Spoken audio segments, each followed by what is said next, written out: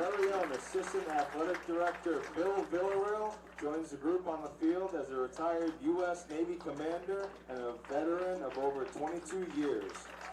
On behalf of the entire Salve Regina University community, thank you to everyone on the field for your service. Let's give them a big Seahawks standing ovation.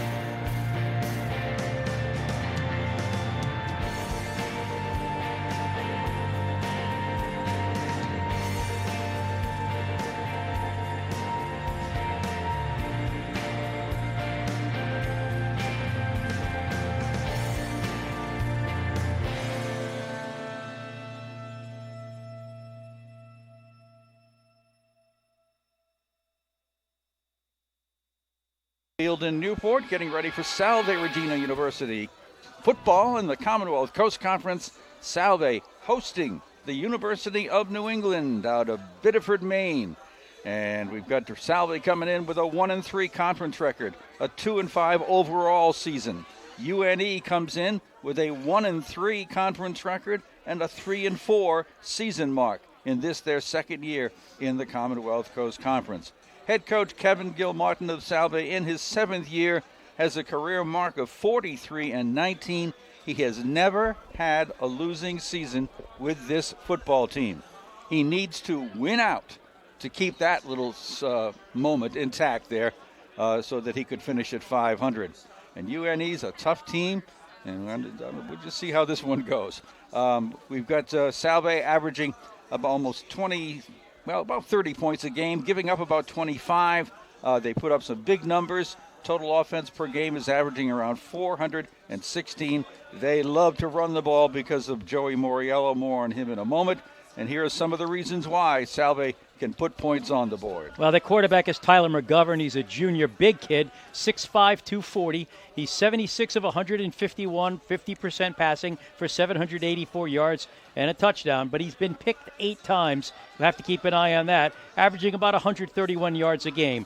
But they do like to run. And when they run, they like to run with the running back Joey Moriello, the sophomore, 5'8", 162. And what he lacks in size, he certainly makes up in talent. 1,084 yards, 7 yards a carry, 17 touchdowns, 155 yards a game. Yeah, that good. Last week against Becker, he had 202 yards on 27 carries, 5 touchdowns, including a 51-yarder. He outgained the entire Becker team. Against Dean, 207 yards, 5 more touchdowns. He leads the conference in yards per game, rushing touchdowns, rushing yards, and yards per rush. Joey has been the CCC Offensive Player of the Week twice. His 1,084 yards is already has his total of last year, and in 4 fewer games. He's just the 3rd player in Salve history with a 1,000-yard rushing season, joining Sam Pascal and Jim Callahan. He's 1 touchdown shy of tying the school mark of 18. He's got other friends back there, wide receivers Danny Hoffman, Mike Nestor, Brendan Nunes.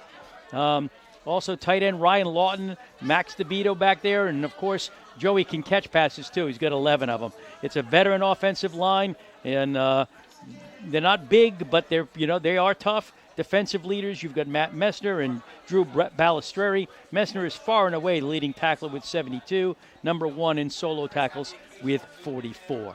Just one addendum to that, Brendan Nunes has now been redshirted because of the injury he suffered early in the season. He'll be able to come back next year and play another year for Salve, but not anymore this season. UNE is led by head coach Mike Lichten in his 2nd year. Last year they were 1-5 in the conference, 2-7 overall. This team loves to pass. And the reason why is a very dangerous quarterback named Brian Peters. Yeah, he's a junior, 6'2", 200, good size, leads the conference in yards passing per game, 325, touchdown passes, 17, total passing yards, 2273, completion rate, 70%, and interceptions as well. When you throw in that much, that's going to happen with 9. Last week in a 51-48 loss to Nichols, Peters was 34 of 50 for 343 yards and 4 touchdowns. The two teams totaled 1,000 yards of offense last week, with UNE accounting for 536 on just 97 plays. Well, not just, but on 97 plays. That was UNE's 3rd game with more than 500 total yards. So what Joey Moriello is to Salve, Brian Peters is to UNE. He's got 2 targets he loves. Kobe Johnson, 47 catches, 704 yards, 15 yards a catch, 110 yards a game, 5 touchdowns. Last week, 7 catches, 92 yards, and a touchdown. Also, Ryan Gabori, the junior. He's only 5'7", 170 from Cumberland. He's got 53 catches for 653 yards, 12 yards a catch, 93 yards a game, and 6 touchdowns. Last week, he caught 13 balls for 161 yards and a touchdown. The top rusher is Devin Charles. He's got 314 yards, so you can see they will pass way more than they will run. They got some other good players on the team. Safety DJ James is number 1 in tackles. They've got linebacker Keegan Stanton, freshman defensive end Will Peters, and they are going to be tough, and they are going to throw all day. Yeah, they can put up some big numbers, but they also can give up some big numbers. So it's a matter of how the Salve defense can do against this passing machine that is Brian Peters. The safeties, the cornerbacks are really going to be tested. And for Salve, you're talking about guys like Hayden Pereira and Justin Jantorno on the outside, Charlie Connell and Matt Sylvia at the safeties, and probably a little bit of those linebackers too. But it's a team that puts it up. Yeah. You got to find a way to, if you can, put pressure on Brian Peters. Well, that's what I was going to say. With a 70% completion rate, and we haven't seen them, so we don't really know. That usually indicates that you're getting rid of the ball quickly and you're getting it out, into the flat, across the middle kind of thing. And when a guy's getting rid of the ball quickly, sometimes it's counterproductive to rush him. You know what I mean? You end up rushing the quarterback, and the ball gets out quickly, and all of a sudden there's a receiver in space. Sometimes it's better to just sort of stay home and try to, give them the 3-yard catch, but not the 30-yard catch, which is something they're very capable of. When you line them up defense to offense, the size of the lines is fairly comparable. Trying to protect their quarterback is a front line that goes from tackle to tackle, 6'3", 255, 6'3", 260, 6 foot, 265, 6 foot, 285, and 6'5", 250. So good size. Yeah, big group. But yep. the similar, when you look at the Salve defensive front four, 250, 260, 240, 2.25. Yep. I think the primary concern will be, though, matchups that occur downfield in the secondary. Yeah, you got to game plan for Brian Peters. You just have to. How are we going to handle this? Are we going to rush? Are we going to stay back in coverage? Are we going to do a mixture of all? I'm sure it's going to be a mixture. Try to give him different looks. But apparently there aren't too many looks that have fooled him this year, as he's been pretty amazing with over 2,000 yards passing. And again, a 70% completion rate is a pretty good indication that he is as on target as you can be. But again, it also indicates, like I said, probably a little bit more of the shorter game, into the flat, across the middle. I'm not sure you can throw 70% by throwing it 40 yards down the field every time. All right, we have both teams on their respective sidelines. Salve in the home blue jerseys with the silver pants and blue helmets and white numerals. Across the way, all in white, the UNE Nor'easters with the blue numerals. And we are about to have the captain's head for the center of the field. And for the University of New England, I didn't even make a note. I think they don't have captains. That's why I didn't make a note. Well, the guys that are heading out to the field is Joe Curett. Is that his name? Joe Curett. Joe Curett, and also number 22, Jack Mahoney.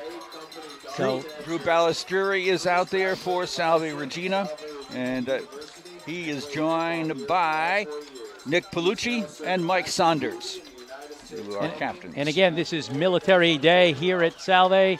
So they're accompanied. In fact, the coin toss is going to be by a member of the military, which is kind of cool. A lot of camouflage in the fashion department. Salve has won the opening toss, and the decision on Salve's part, we'll find out in just a second or two here. Yeah, Salve's choosing a side, so they must have deferred. They did defer, that much I know. Okay. Mark Mesnick is the referee, and he's letting us know that Salve won the toss. They deferred. They'll get the ball in the second half. They will be defending the goal to our left, and Nor'easters will receive the opening kickoff to our right. That does seem to be the kind of fashionable thing to do these days, is to defer so that you can get the kickoff in the second half. But boy, they're putting the ball in Brian Peters' hands right away. Maybe they're going to test that defense pretty quickly. So a line of military personnel, most of whom are dressed in their camouflage uniforms. There are other members of the service, past and present. You also have the Rogers color guard, actually. Rogers ROTC is here. Other members of the military, past and present, are out there in their civilian uniforms to join this Military Appreciation Day here at Toppa Field as Salve gets ready to host the University of New England. And once the Rogers color guard is in position. We'll continue with the opening ceremonies. This will give us an opportunity to take a timeout, which we'll do. And when we come back, we'll be just about ready for that opening kickoff. So stay with us on WADK and WADK.com. O'Brien's Pub has so much to offer all year long, along with their always affordable pub-style menu. Monday nights, 6 to 10, enjoy 45-cent wings. Tuesdays are trivia nights at 8 p.m. Specials are up every Tuesday. Check weekly food specials. And Wednesday nights, karaoke night. Hey, Arthur, you can also play the Salve spot. Also play the Salve spot. Sporting events are highly visible on several widescreen TVs. Rack 'em up at the pool table. DJs keep it lively every Friday and Saturday night. O'Brien's is the perfect choice for any special gatherings like wedding rehearsal dinners, after-wedding parties, anniversaries, and more. And the fireplace adds plenty of warmth and coziness when it's a little cool. One of Newport's favorites since 1979. O'Brien's Pub, 501 Thames Street. Complimentary parking, always available. A new weekly video feature from Salve Regina Athletics titled 99 Seconds with the Seahawks will hit the internet and social media every Wednesday. Become a fan of the Salve Regina University Athletics Facebook page and subscribe to the Seahawks YouTube channel to follow each weekly episode, which offers glimpses of the teams during competition. 99 Seconds with the Seahawks. A new episode every Wednesday found on Facebook, YouTube, and of course, salveathletics.com. Become a fan of the Seahawks. It only takes 99 seconds.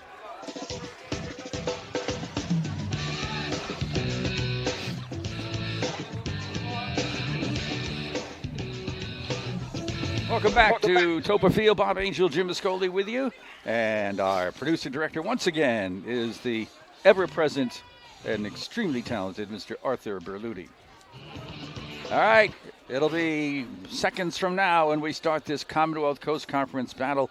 It's an important one in terms of it's not going to get anybody a postseason bid, but especially for Salve, they like to avoid a losing season, and they've got to start that quest by coming up with a win here against this potent UNE squad.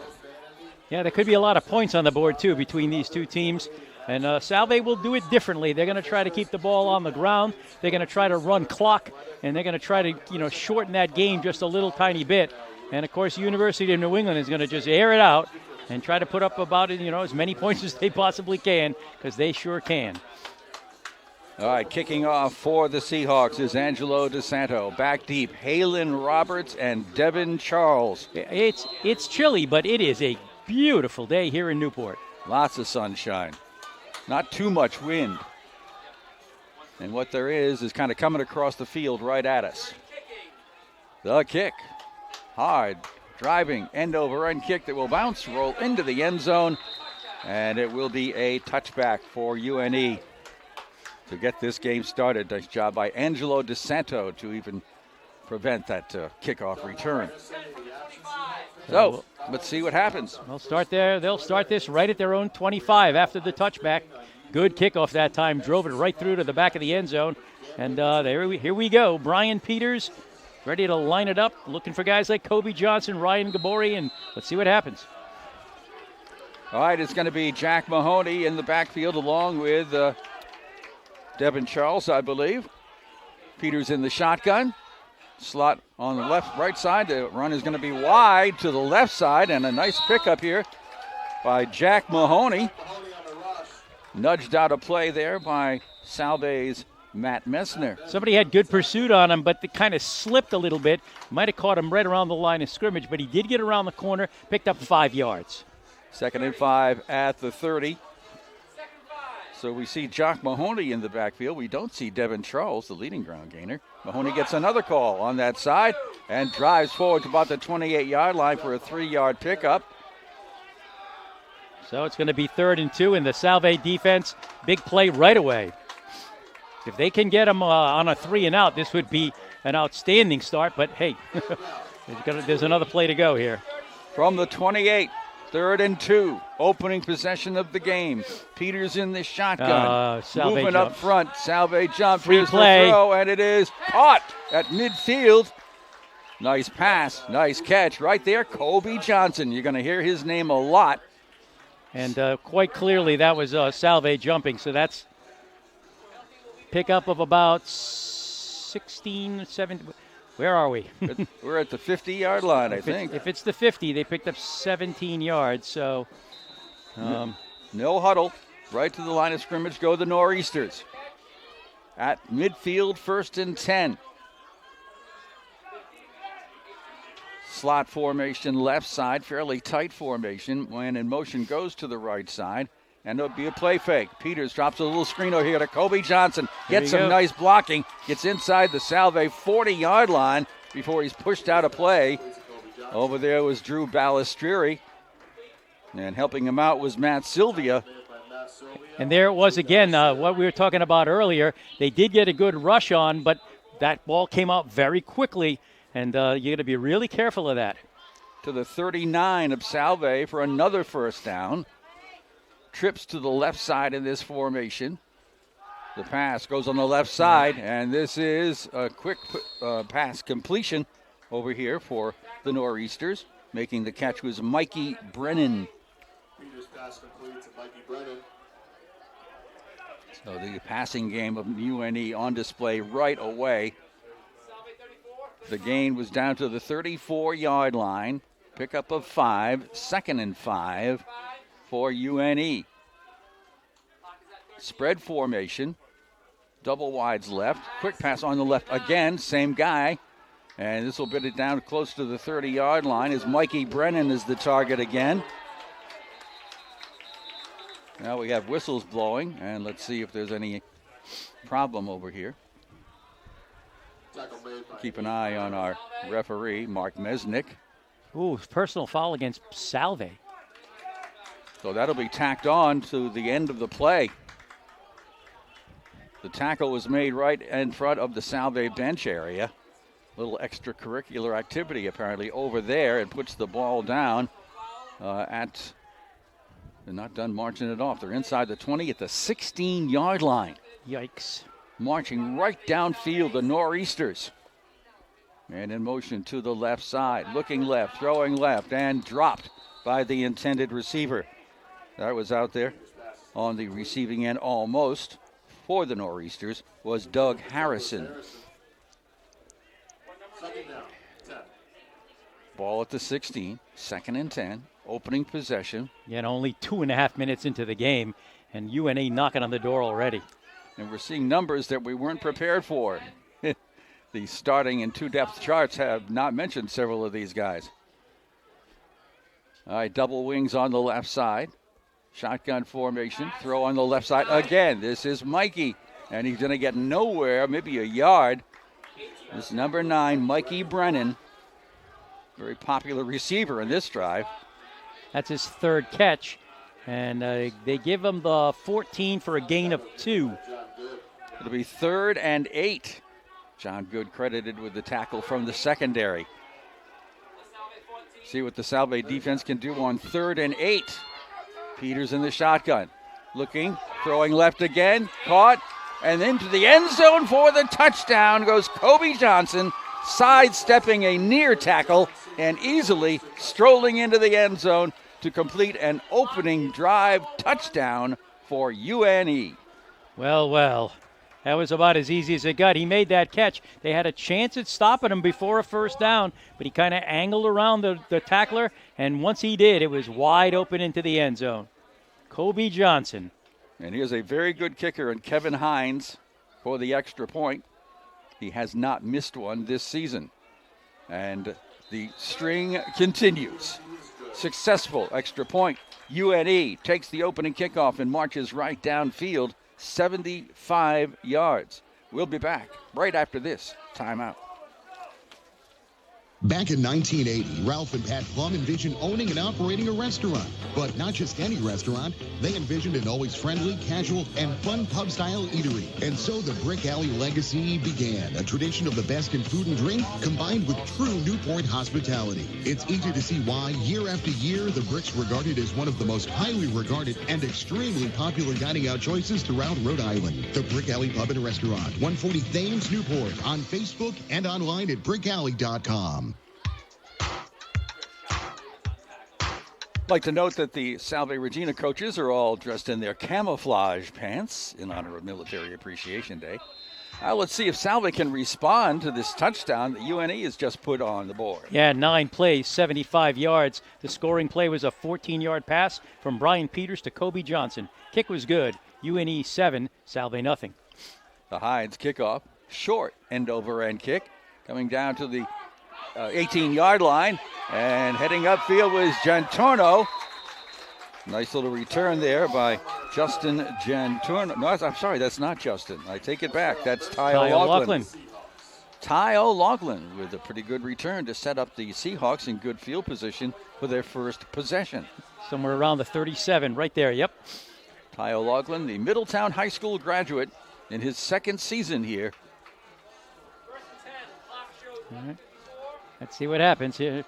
Salve needs to try to move the football, keep the clock going as much as possible, to keep it out of the hands of that potent offensive UNE. Tyler McGovern at quarterback. Looking to pass, throws over the middle, diving attempt by Mike Nestor, falls incomplete. Out near the 45-yard line. Well, the pass was a little bit low, and he just could not get it. Joe Highland is in right now as a tight end. Tyler in the shotgun. Got Moriello behind him. Gives it to Joey. Joey's trying to go off tackle. Nothing there on the left side. Stuffed quickly. Short gain for Joey Moriello. Just 2. It'll be 3rd down and 8. And boy, oh boy, what you don't want to do right now is hand the ball right back. Yeah, 3 and out would not be good. No, I would not think so. All right, let's see how the Seahawks want to handle this situation. Already trailing 7-0. Up on that front line, Mike Saunders, one of the captains, is your center. Steve Dewey and Kyle Wisniewski are the guards. Pete Noonan, Ilion Telford, the tackles. The snap, the push, the rush, the throw. Nestor, not touchdown, first down inside the 50-yard line. Nice throw, nice catch. That's what they were looking for right there. Gets across midfield, 14 yards on the reception. Similar pattern than Mike just ran, only a little bit farther downfield on this one as he slanted across the middle. And also he got that ball right up where Mike could grab it that time. Danny Hoffman now comes in as a wingback to the left side, and Moriello gets the hand up, trying to go wide to the right side, got tripped up just as he was about to break away. Oh, my. And ends up with a couple of yards instead of what could have been a very long gain. Yeah, just 1 yard, and that could have gone. You are right. Good job that time by the Nor'easters to put a stop there. With the Seahawks in possession, and now 2nd and 2, 8. Come on, Bob. 2nd and 8. McGovern over the middle, and it is dropped by Ryan Lawton. Had it for a moment. No, that's not Ryan Lawton. That is Joe Highland. That was right there, right in his hands. He had it, he got hit, and he dropped it. A couple of drops here in this drive for the Seahawks. Tyler looks pretty good throwing the football right now. 6'5", Tyler McGovern out of Attleboro. But another one of these tough ones, 3rd and 9. Gets the snap in the shotgun. He throws, and it is intended. Oh, that should have been the Danny. Wow. Danny Hoffman, no interference flag is thrown. Boy, that's a tough one. Contact was made about the time the ball arrived, so that would have been a close call either way, but it is not made and sets up the Seahawks 4th and 9 at the 46 of UNE. Well, you could be seeing one of those quick punts, and that's exactly what UNE is planning for. Tyler McGovern does do that frequently. He looks like he's a shotgun quarterback right now, and then we have movement on the front line by Salve. That hurt, because I had a feeling they might have gone for that. So that'll push him back a little bit farther. And now the for real punting team comes on the field. No mystery about this. The line of scrimmage becomes the 49 of Salve. So an unsuccessful opening drive for the Seahawks leaves them down 7-0 early. Angelo DeSanto ready to punt. And Halen Roberts is ready. It's a low spiral downfield, and it continues to roll inside the 20, inside the 15, inside the 10, down to the 7-yard line. Well, they're not going to make it easy this time. Nice job by Angelo DeSanto, the senior from North Reading. Now let's see if the Seahawk defense can step it up here as Brian Peters goes to work. The junior from Darien, Connecticut. Peters is 6'2", 200 pounds, and a true quality passing quarterback. First and 10, UNE. They go right to left as we look down from the press box at Toppa Field. Peters working exclusively from the shotgun. Will hand it off this time, and there's nothing going on. Oh, what a great stop. Maybe got back to the 5. Matt Mesner driving in. A loss of 2, 2nd and 12. Devin Charles, I believe. Yeah, we hadn't seen Devin yet, but now we do see him. He wears number 28, the junior from Vernon, Connecticut. And whistles blow at the line of scrimmage, and it's a false start against UNE. That's going to take it back to about the 2.5-yard line. So right now, Salve has an opportunity. If they can hold them here, they can get the ball back in good field position. Right about the 2.5-yard line. Call it the 3. Second down and long. Snap in the end zone. Peters rolling out to the right. Hits the target. Tackle made up around the 7 or 8 yard line. That's Parker Belsky on the receiving end. And we have a whistle being blown. Bunch of them. Persistently. I don't see a flag. I don't either. Mark Mesnick, the referee. Oh, my goodness. Sideline interference by UNE. I don't know what that means. Perhaps they're not inside that white line over there. Something is up, but whatever it is, this is going to go back half the distance, back to the 4. It was after the play. So it is now, I believe, 3rd down, isn't it? It is, well, unless they're replaying the down. And is he going to change it? He's got his arm up. Boy, I cannot tell. Boyle's at the 4. Now, yeah, I bet you somebody noticed the chain might be wrong, or the chain marker, which says 2nd down. Well, that was a 5-yard pass, as it turns out, to Parker Belsky. And then the sideline interference called against UNE, which I would think would be a dead ball. I would think so as well. And there's the 3rd down change. Now it says 3rd down. They're at their own 4. They've got to get to the 17-yard line. Big spot here for the Salve defense. Peters back in the shotgun in the end zone. Gets the snap, hands it off, and it'll go off tackle for a short gain. And is that Devin? Yep, Devin Charles with the run. Got it out to about the 8-yard line, picked up 4, well shy of a first down, and UNE will have to punt from their goal line area. Well, Salve did a nice job there. A little bit of weird penalty on the sideline, but it's 4th and 9, and Salve should get the ball, either in UNE territory or darn close. All right, getting back deep, John Good for Salve at his midfield stripe. Middle of the end zone is the punter. Need a good snap here, and it is. And a quick kick gets there. There was contact in the end zone, but no flag. Maybe it means that they got a little bit of a tip on the ball.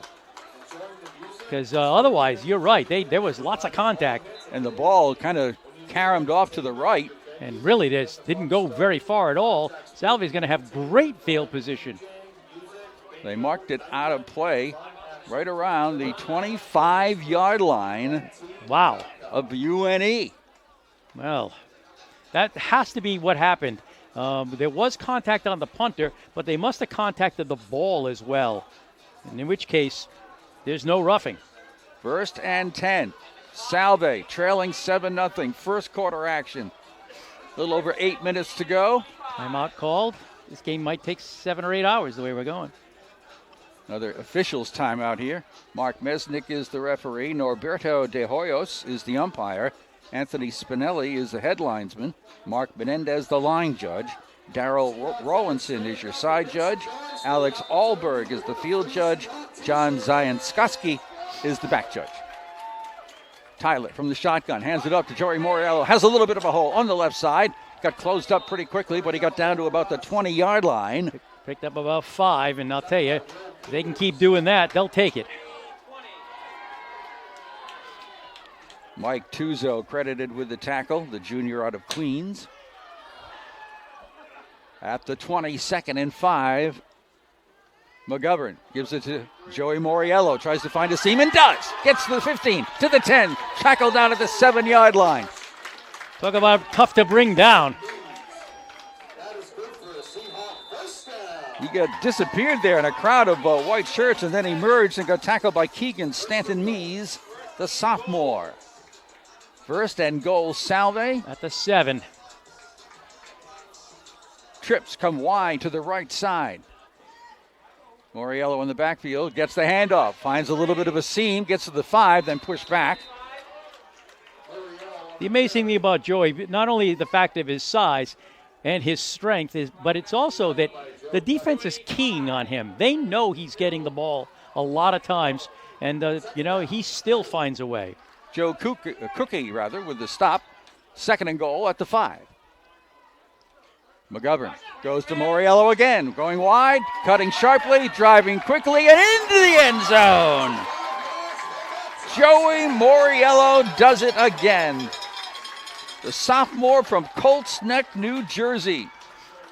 Out to the left side and a sharp turn right over the goal line for Joey Moriello. Took them 4 plays to go those 25 yards, and Joey Moriello ran all 4.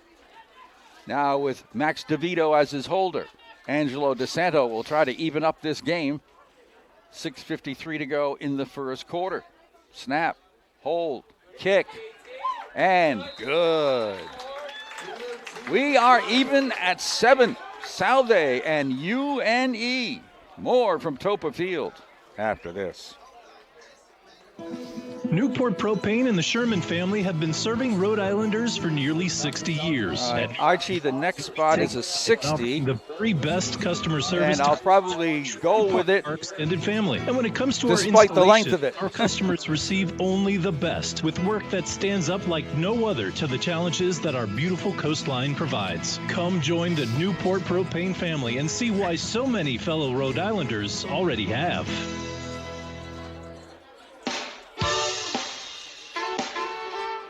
Got to give some credit to that left side of the line where Steve Dewey and Pete Noonan and the tight end Joe Hyland do a lot of the blocking. Let's give some credit also to that special teams unit, which got tremendous pressure on the punter in the end zone, probably got nicked the football and only get out to the 25-yard line, making it a whole lot easier for that offense. But Joey Moriello, 4 carries, 25 yards, took it right into the end zone. All right. Angelo DeSanto with the kickoff. Another strong. This one's a line drive, though. Might go out of play, and does go over the sideline. That hurts because you shorten the field on a play like that. It gives UNE the opportunity to start at the 35-yard line. Which I suspect is what they will do. They could ask for a re-kick, but I don't know. Nothing wrong with the 35 if you're asking me. I'll say. Yeah, most teams do take it right there at the 35, so let's see if that's what they do. So UNE will get it back. They find themselves tied now at 7-7. Boy, that was an answer that Salve desperately needed.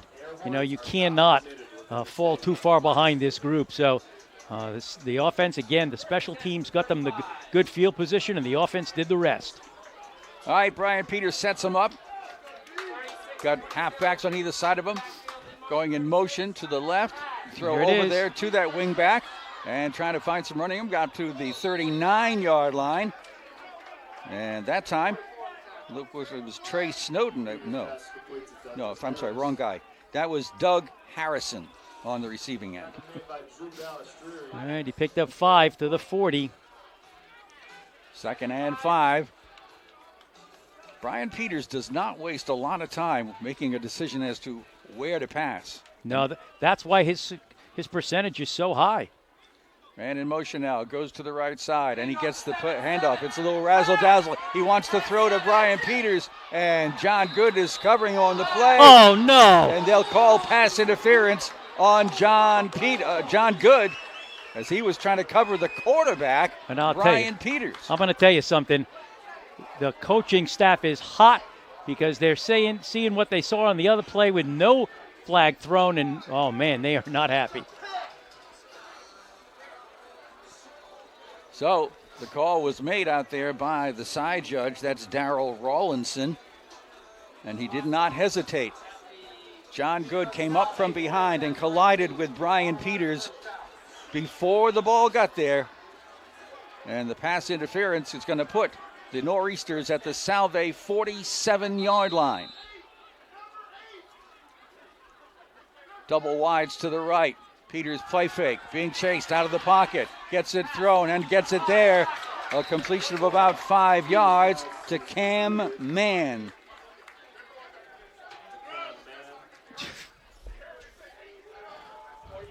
Yes. That forward. Drew, there we go. Drew gets credit for the tackle. It's a shorter gain than I thought. It's just inside the 45. 2nd and 7. Snap to Peters. Back to pass. Throws over here on the left. It's low and incomplete. Intended once again for Cam Mann. 3rd down, 7. Second incompletion of the game, believe it or not. As Brian Peters is now 9 for 11. Here comes Ryan Gabbery, the Cumberland product. In for the offensive set this time. Again, whistles blow. Not exactly sure what's happening, but there's been a lot of stoppage of play. Ryan Gabbery and Kobe Johnson are the top 2 receivers on this team by a wide margin. And yet we're seeing other names getting involved early in this game. Yes, we are. And we have some taping of one of the Salve members, maybe one of the front linemen, wrapping up a wrist in ice. We'll pick him up in a second. All right, here's a 3rd down and 7. Spread formation. Peters, short drop. Sees running room. He's inside the 45. He's to the 40. Got away from a tackle and got the 1st down. That's a really good run. That was a great move at the last second by Brian Peters to avoid the tackle that would have prevented the 1st down. Yeah, they had him short by about 3 yards, and he stopped on a dime and just got by the would-be tackler down at the 35-yard line. Ouch. Thinks that the Salve player who's getting his wrist iced is a member of the special teams. 1st and 10. Peters going to throw over on the right side in the flat. And this is going to be to Brennan again. Mikey Brennan on the receiving end. Salve nearly got to the quarterback that time, but not quite. And that's the thing that's tough. It's only a pickup of about 3. Again, that short passing game is like a good running attack. At the 32 of Salve is where the football is. 2nd down, 7. 2 men in motion at the same time, but they're just shifting. No penalty. Very spread formation. Peters throws right on the money over here on the near side, inside the 30 to the 25-yard line. Right on the money to Jack Mahoney. That'll move the chains. Jed Bidlack and crew. And they're now at the 24-yard line of Salve Regina. Once again, marching downfield like they did in the opening drive. Slot formation to the right side. Peters looks to the right, throws to the right, and dropped. That's Mikey Brennan, the intended receiver, but he started to look where he wanted to run and took his eye off the ball. It goes incomplete. 7-7, just over 4 minutes to go in a very entertaining first quarter. And when you've got a passing quarterback like Brian Peters, entertainment usually comes along with it. And he is as accurate as we've seen. I mean, he just everything's right on the money. Offset backfield in the shotgun. Kobe Johnson flanked out to the left side. And it will be right up the gut.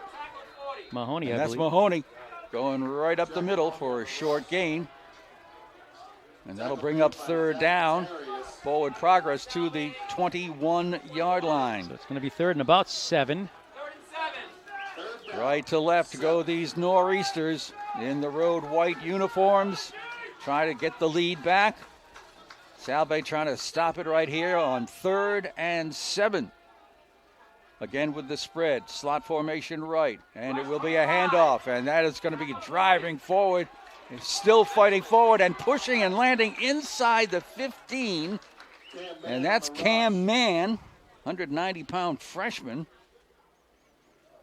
Cam comes out of Livingston, New Jersey. It is 4th down, but very, very short. Yes, by about barely a yard, if that, just inside the 15. They've got a very good kicker in Kevin Hines. However, they've also got a very good offense, and getting 1 yard may not be that difficult as UNE calls a timeout here.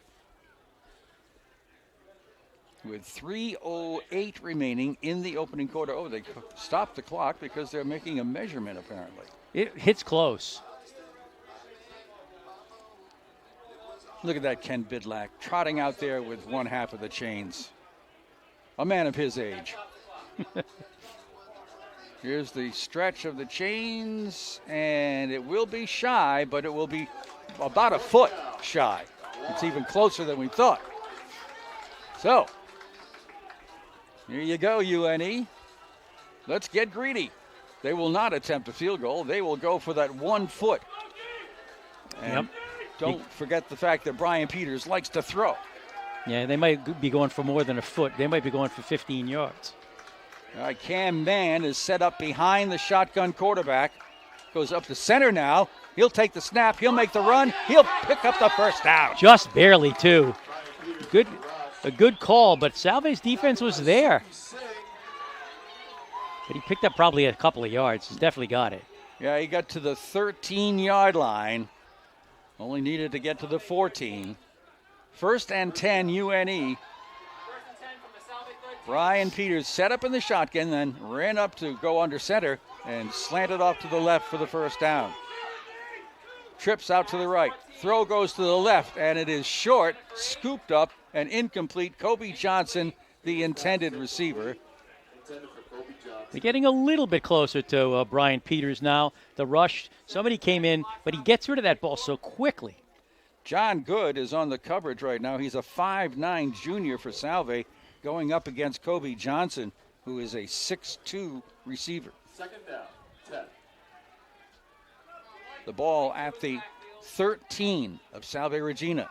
Handoff going wide to the left side. Nothing. And what a great move by, I think it was Matt Messner, stopping Jack Mahoney behind the line of scrimmage. And they might have gotten back to about the 14 that time, a loss of a yard. So now it's going to be 3rd down and 11. All right, into the formation for UNE will come Doug Harrison. He'll set up as a wing back alongside the quarterback, and now he'll shift out, and they move to trips on the right side. Slot to the left side. All by himself in the backfield as Peters takes the snap, looks over the middle. It's caught in about the 9-yard line, and that's about it. On the stop for Salve is Matt Sylvia, and that'll bring up a 4th down and about 4. And that brings Kevin Hines on for what would appear to be a 25-yard field goal attempt. And he has been excellent in his kicking game, including the field goals. Here is the kick, and it's up, and it is good. Field goal is good. Kevin Hines with the field goal. 25 yards. Gives UNE the lead back. It's 10-7. Just over a minute to go in the opening quarter. We'll be back after this. Corrigan Financial believes everyone needs a financial plan. But perhaps it's one of life's big decisions that you've been putting off. Are you still to be concerned with paying for a college education? Are you approaching that time when you need to provide help to aged parents? And what about you and your eventual retirement? The kicker's name again? That's what Corrigan Financial Kevin Hines. starts with a Hintz. Clients work with their own team of credentialed planners, investment professionals, and support staff. Try to catch up. CPAs, I know. CFPs, and FEMAs to help make informed decisions and move in the right direction financially. It's a planning process that's ongoing with updates at least annually. Whether you're a seasoned investor or just starting out, everything begins with a plan tailored specifically for you. Welcome to the world of Corrigan Financial, celebrating 30 years of helping families and businesses get from where they are to where they want to be. Kevin Hines will kick it off for UNE, and it's a high end-over-end kick and picked off at the 16-yard line. This looks like Ty again. This time he'll be slowed down over the 25-yard line and brought down right there. Short return for Ty O'Loughlin. Kevin Hines, by the way, is now 7 of 9 in field goals this season. And perfect with those extra point kicks, 28 of 28. All right, Salve will start their possession right at their own 28-yard line. And that drive for UNE was 13 plays, 57 yards. But give Salve's defense some credit. They did stop them short of the goal line and forced the field goal. The 25-yarder by Hines. Now it is 10-7 UNE. In the shotgun, Tyler McGovern with Moriello behind him. And Moriello cuts back up the middle, saw a little bit of an opening and drove forward to about the 33. The ball came loose, but I think it came loose after the whistles. I think it did too. UNE thinks they've got it, but one of the officials is pointing down to the ground saying, nope, sorry, Salve ball. Okay, so it gets out to about the 33, pickup of about 5 for Joey. I'll tell you, Joey so far has been the offense. Second down and a little more than 5 here for Salve in their own territory, going left to right in the final seconds of the opening quarter. Snap, McGovern looking over there toward Mike Nestor, but it's incomplete. Great defense that time by Joe Curett. Yeah, the perfect coverage that time. And the ball popped out of Mike's hands and it went up in the air. I mean, it could have been pretty dangerous, but incomplete. Third down. About 5. Slot formation to the right side. Pitch left. Moriello looking for some room. Nowhere to go. Only got a couple. Well shy of a first down. Good defense that time, led by Nick Scarfo out of Londonderry, New Hampshire. Yeah, picked up about 3 yards, so it's going to be 4th and 2. I don't think they're going to get, well, are they going to get bold? Well, they're looking like they're lining up and ready to run a play, but Tyler McGovern will often punt, even though he looks like a shotgun quarterback right now. And that's the quarter. The quarter ends before the ball is snapped. We head for the second period. It's UNE 10, Salve 7, live on WADK and WADK.com. Clements Marketplace, family-owned and operated since 1980, lets you shop conveniently from your mobile device with their groceries-to-go service. Choose either pickup or home delivery. Clements now delivers to Newport to go along with their service to Middletown, Portsmouth, Tiverton, and Bristol. To shop today, simply visit clementsmarket.com. Clements, a neighborhood store in the very best sense of the word, an integral part of the Portsmouth community, supplying wholesome, fresh, and traditional foods to Aquidneck Island and beyond.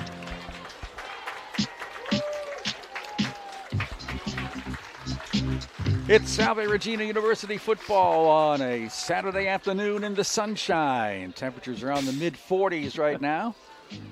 Very light breeze at the moment. And as we start this second period, Salve's down by a field goal and faced with what would apparently be a punting situation. Yeah, it's 4th down and 2. They're at their own 36-yard line.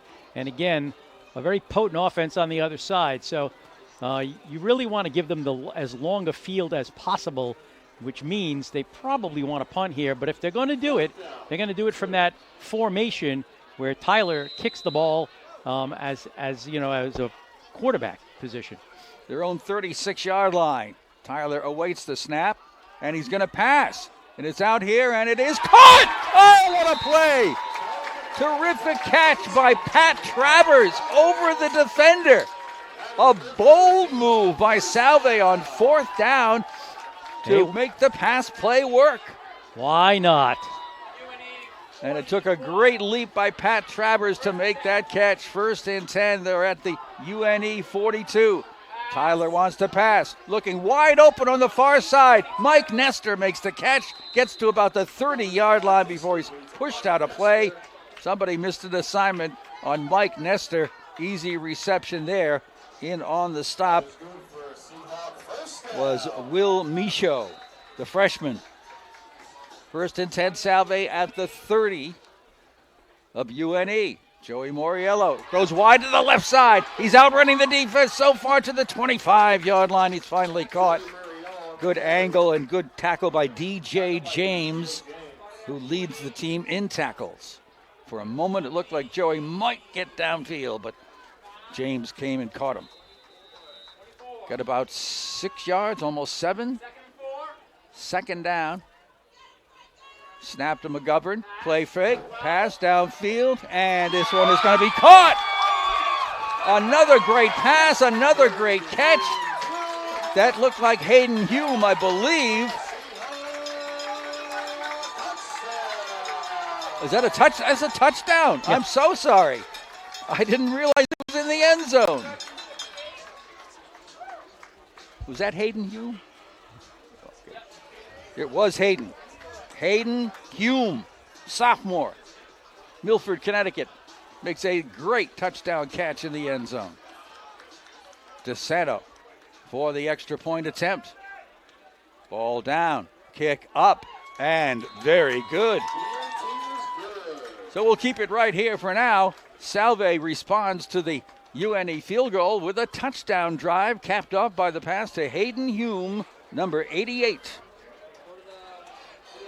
Hayden comes out of Milford, Connecticut, sophomore. Boy, he and Pat Travers made two big catches on that drive. And Mr. McGovern put the pass in just the right place. So what a beautiful, beautiful drive. 2 great catches and a 14-10 Salve lead here as we are early in the 2nd quarter. Big time response from the Seahawks. Tyler McGovern stands on the sideline going, Brian Peters who? There you go. Well, we'll see. Mr. Peters is a dangerous one. And he'll get a chance to go back to work right after the kickoff.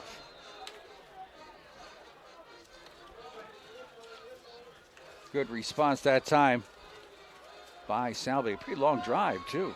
72 yards in 7 plays. The kick. Hard kick. End over end. It's taken at the 10-yard line. This is Hayden Roberts. And he's up to the 25 and then piled on right over the 25-yard line. Halen Roberts. He's out of Edmonds, Washington. How the heck did he find his way to Biddeford, Maine? Yeah, good one. All right, 28-yard line is the line of scrimmage. And Salve's defense goes back to work. UNE in this quarter will be going left to right in those white road uniforms. Up on the front line, Ryan Liddy is the center, a junior from Glen Ridge, New Jersey. In the shotgun again is Peters. And the snap is low, but he hands it off. Run goes wide to the right side, not much there. Jack Mahoney is the ball carrier, but Matt Messner is over there, joined by, let's see who was in there. Justin Jantorno to help make the stop as well. Pickup of 3, 2nd and 7. At the 31-yard line. Salve showing a 3-man front. From the shotgun, Peters throws over on the left wing. It is caught, 30-yard line, 35, and then the tackle made John Good on the stop. And that was Devin Charles on the receiving end. Placed down at the 37-yard line, which will set up a third down. And about barely a yard. And the handoff will go off straight ahead, off tackle for a first down. Good hard running that time on the right side by Devin Charles.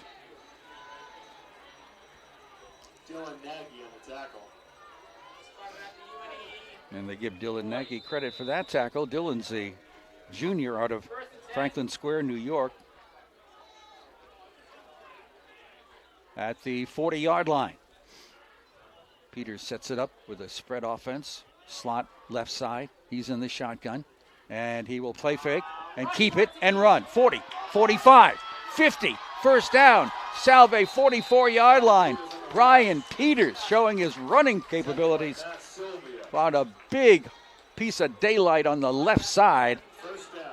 And an easy first down pickup there for the Nor'easters, now at the 44 of Salve. 16 yards on the run. That front line of Salve, Jack Gulfey, Suki Singh, Nick Palucci, Brandon Kaplan, and others. Snap is low, but picked up, and the run goes right up the gut. And another first down. Devin Charles finally hauled down, but not before he picks up a first down. Matt Sylvia from the safety position making the stop, but now UNE is at the Salve 33.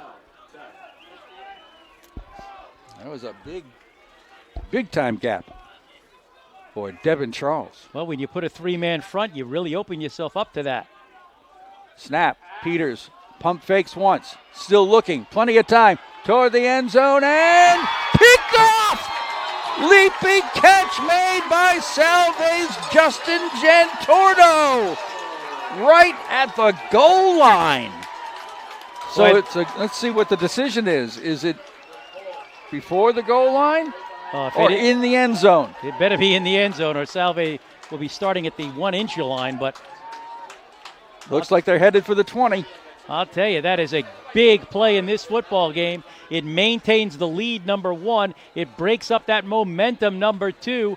And, you know, sometimes when you're as good as Brian Peters, you think you can fit it into anywhere. And that time there was really good coverage, and the interception was made right about a yard into the end zone. Salve takes over at the 20. Big time job right there for Justin Jantorno, his second interception of the season. First and 10, Salve at their own 20. Shotgun, Tyler McGovern. Joey Moriello tries the right side. Off tackle, gets maybe a couple of yards. And finally, Joey gets up, maybe nervous there for a second. He was having trouble getting up, but he's up and okay. He was, who was he following the block of? I see he was following Ronnie Martin's block, it looks like. Yeah, Ronnie Martin, who was suffering injury problems early in the season, is in there, but more as a blocker right now. Haven't seen him in a while. No. Second down at 7 after that 3-yard pickup by Moriello. And Joey gets the hand up again, goes outside to the right, picks up a first down, still on his feet.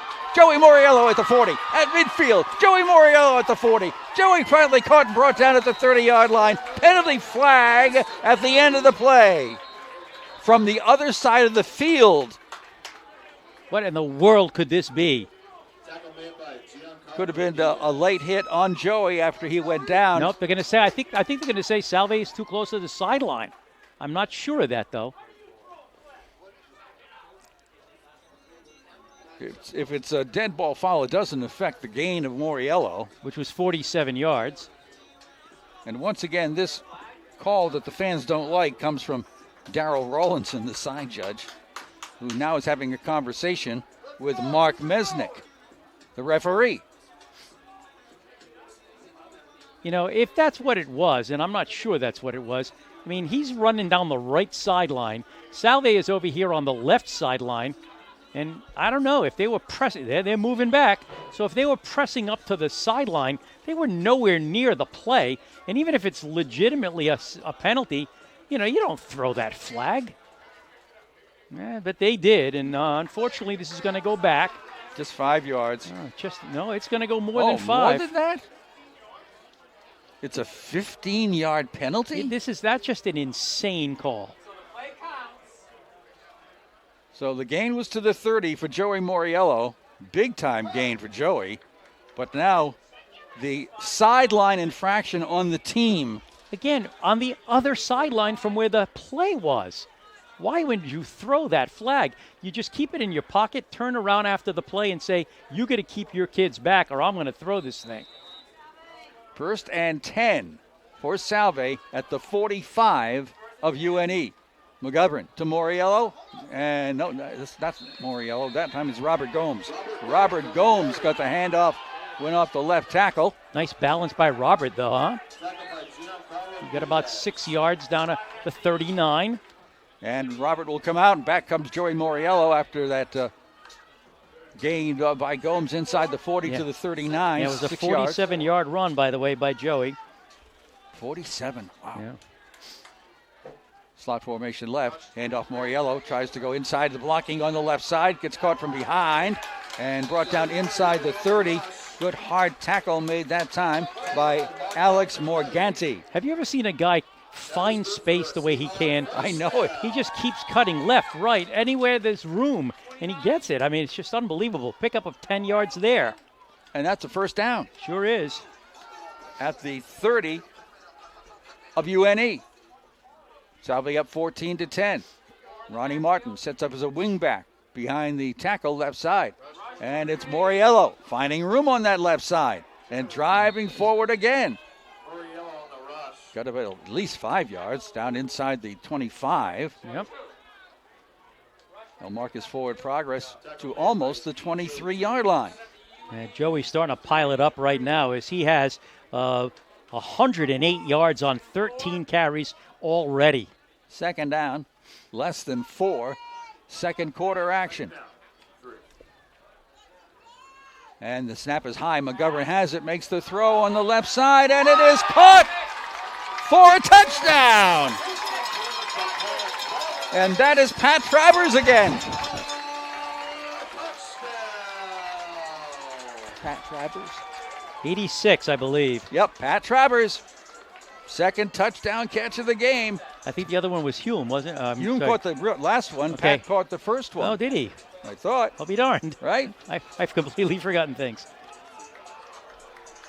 Oh, it was Joey. It was a 5-yard run. Okay, anyway. Pat made a great catch that helped lead to a touchdown. He sure did. Here's an extra point attempt by DeSanto. And this one looks good from here, and it looks good from down there. Wow. Salve now has built up a 21-10 advantage with a little over 9 minutes to go before halftime. We'll be back with more of this excitement after this. A1 Roofing has grown to become the largest dumpster service on Aquidneck Island. And how did they achieve that distinction? Through the best in customer service. A1 not only has 10 and 15-yard containers, they now offer 20-yard dumpsters. To make arrangements or to get more info, contact Paul Cicilline at A1 Roofing, 265-1019. That's Paul at A1 Roofing, 265-1019.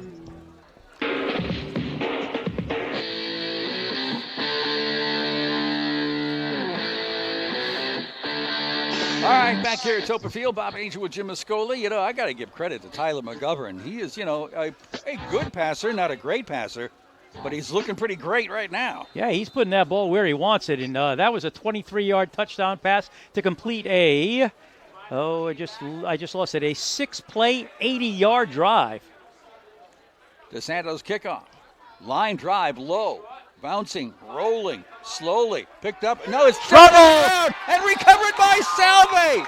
Picking it up for the Seahawks and giving them possession is either Ben Cortez or Zachariah Estrella. Both have number 36. One of those two. Wow. Ben Cortez is from Smithfield. He's a sophomore. I'll give him the credit. Wow. That thing was rolling slowly, and the deep man was trying to come up to cover it, and it just came out from underneath him, and Cortez jumped on it. Starting at the UNE 21-yard line, it looks like. McGovern, handoff. Moriello splits out wide to the left side. Caught from behind, tripped up and falls forward. Making a saving tackle there for UNE was number 54, Keegan Stanton-Mees. Where did he get to? About the 14. Picked up about 7 yards. Second down, less than 3. Snap. Moriello gets it left side. Looks for a seam. Finds one. Gets down inside the 10 to around the 6 or 7 yard line. Oh, what great patience by Joey Moriello to wait for that little lane to open up. He takes the handoff and he kind of skips a little bit, kind of waits for something to open up, and when he sees it, he just darts through it. And then he waits again and looks for more space. Gets down to the 6, pickup of 8 yards, and another first down. On the near side hash mark, in the shotgun, McGovern puts a man in motion to the right, but gives it to Joey Moriello. Moriello trying to go up the middle. Couple. Got inside the 5, but not too much more than that. Helping to plug things up over there. A number of the Nor'easters, but in particular, Justin Auger. It's just the 5, actually. Second and goal. Salve with a 21-10 lead. Trying to add on to it here. And they have found something on that left corner, though, where Tyler just steps back and lofts it there. It's worked out twice. All right. Puts man in motion again to the right side. Pitches it left side to Joey Moriello. Trying to find a block. Boy. Squeezes inside one. He's close, but not there. He ends up on the 1 yard line.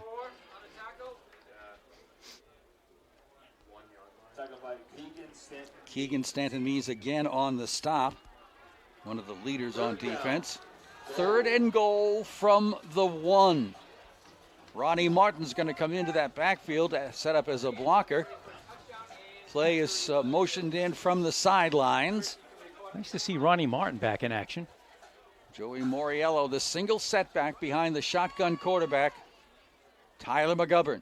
It's Joey trying the left side. He stopped, slowed down, trying to push his way over the goal line. And did he do it? I think he did, but no one's signaling. No official signal, but that's telling me it's not a touchdown. Wow. And it will be a 4th and goal from inches away from the goal line. Well, you don't hold Joey for no gain for very often. You know, if I'm a 6'5" quarterback, I could probably just fall forward. I mean, it is so close to the goal line. It really is. You just need a little bit of space. But I have a feeling they're going to go with Joey again. They will go on 4th and inches inside the 1. It is Joey getting the call, slanting off to the left and into the end zone. Just stayed behind that blocking wall on the left side and got in there standing up. Joey Moriello and Salve increase the lead. Extra point kick pending. 6 minutes to go till halftime. They've got 28 points on the board, or if he hits this extra point. Angelo DeSanto, senior from North Reading, getting ready for another extra point kick. Max DeVito is holder, gets the snap, ball's blocked. This one is blocked. It's returnable.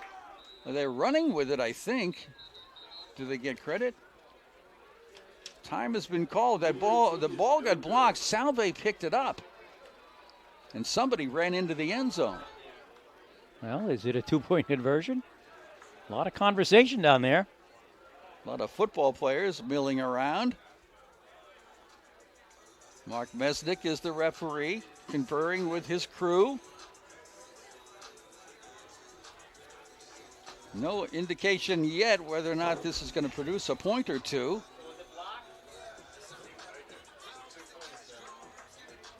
Mesnick comes over and says, nope, no good. Okay. And it's not a conversion. So it remains 27-10 in favor of Salve Regina. See if that comes back to haunt them later in the game. Well, I'll tell you, they have had 5 possessions. The first one was a punt, and the next 4 have been touchdowns. So Salve is really starting to exert themselves on offense a little bit and playing, just well enough on defense, to keep this rather potent offense at bay. All right, it'll be Salve to kick it off. Get the feeling we haven't seen the final score yet, have you? No. You think there might be a little more? I don't know, just a hunch. Just you, huh? All right, DeSanto teeing it up. His last kick was that short, low-line drive that ended up in Salve's hands when it was misplayed by UNE. Angelo's approach. This one's a high end-over-end kick. Coming down and taken at the 15-yard line. And this is Roberts again, looking for some running room, not finding much as he gets over the 25-yard line. Roberts on the return. Well, for Salve, that was a 6-play, 21-yard drive. Joey Moriello again with a 1-yard run for the touchdown. So it will be 1st and 10 for the University of New England, and it'll be just inside their own 28-yard line. They go left to right in this second quarter and find themselves trailing 27-10. Brian Peters goes back to work. Man in motion. And the handoff on a low snap. Good tackle. Get a short gain there. There's Jack Mahoney, the ball carrier, tripped up as he got over the line of scrimmage. Just an ankle tackle, and it brought him down. Picked up 2 on the play. It's going to be 2nd and 8. Coming up from the secondary, Hayden Pereira credited with the stop from his cornerback position. Jack Mahoney has not really run as well as we thought he might at this point. At the 30, 2nd down, about 8. And it will be a handoff. Trying to go up that left side. A little bit of running room that time for Mahoney, I believe. Yep. He gets over the 35 to about the 36 and will set up a 3rd down and 2. Yes, it will. That was a much better looking run that time. But 3rd and 2, so Mahoney stays in the backfield as the deep back behind the shotgun quarterback Peters. Slot formation left side. And the handoff. And Mahoney gets around the left side. Picks up a big gain. Finally brought down deep in the secondary. That was quite the gain that time. Looked like Chris Minchin got in there to make the stop from the safety position. Well, I say he hasn't looked that good, and 2 carries and 27 yards later. 1st and 10, UNE at the Salve 43-yard line. They're right in front of us as we watch from the press box. Quick pass by Peters is over there and tripped up and not going anywhere is the receiver Connor Sorois. But great low tackle in there from Justin Gentorno. He lost a yard on the play. Does a great job of covering it quickly by Justin Gentorno, who has an interception in this game. Loss of a yard to the 44-yard line.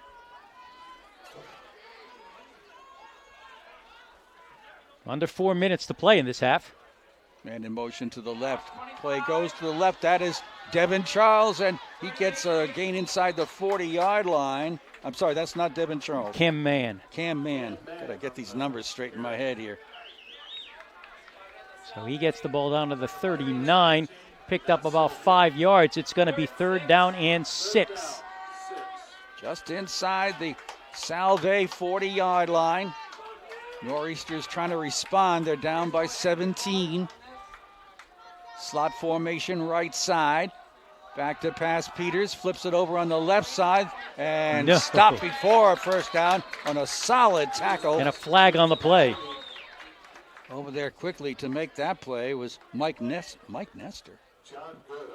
John Good, actually. Good, I'm sorry. I don't know what's the deal here. It may be that, no, there was a flag on the play. I did see it. I still see it. It was Jack Mahoney who made the catch. Yep. Looking for some kind of an indication, but I don't see any. There's definitely a flag on the play, and they are walking it off against Salve. 5 yards, so I guess that's not going to count. They must have lined up in the neutral zone. 3rd and 1. Yep. 34 of Salve. Peters, snap, receives it, handoff, 1st down. Good solid tackle, but not quite soon enough. Made over there by Salve. And getting in there once again for a good tackle Balistreri was there. Balistreri along with Dylan Nagy. Gain was to the 32-yard line. Now the clock comes into play a bit. There's plenty of time, but 2:44 left to go in the half. Again, they go with the slot to the right side, and it's a handoff, and oh my, Salve's all over that. Matt Mesner leads the charge. Mahoney had nowhere to go. Loss of about 2 yards on the play, back to the 34. It'll be 2nd down and 12 now for the Nor'easters. Kobe Johnson is in the slot position to the right side. Out wide is Roberts. And Peters on the play fake. Back to pass. Lets it fly, and it is overthrown. Intended for Kobe Johnson. On the coverage, Matt Sylvia. Boy, as good as they looked early, right now, UNE is, they're not as sharp as they were early in the game, as Salve has kind of taken over the momentum. But again, that can shift in one play. 3rd and 12 at the Salve 34.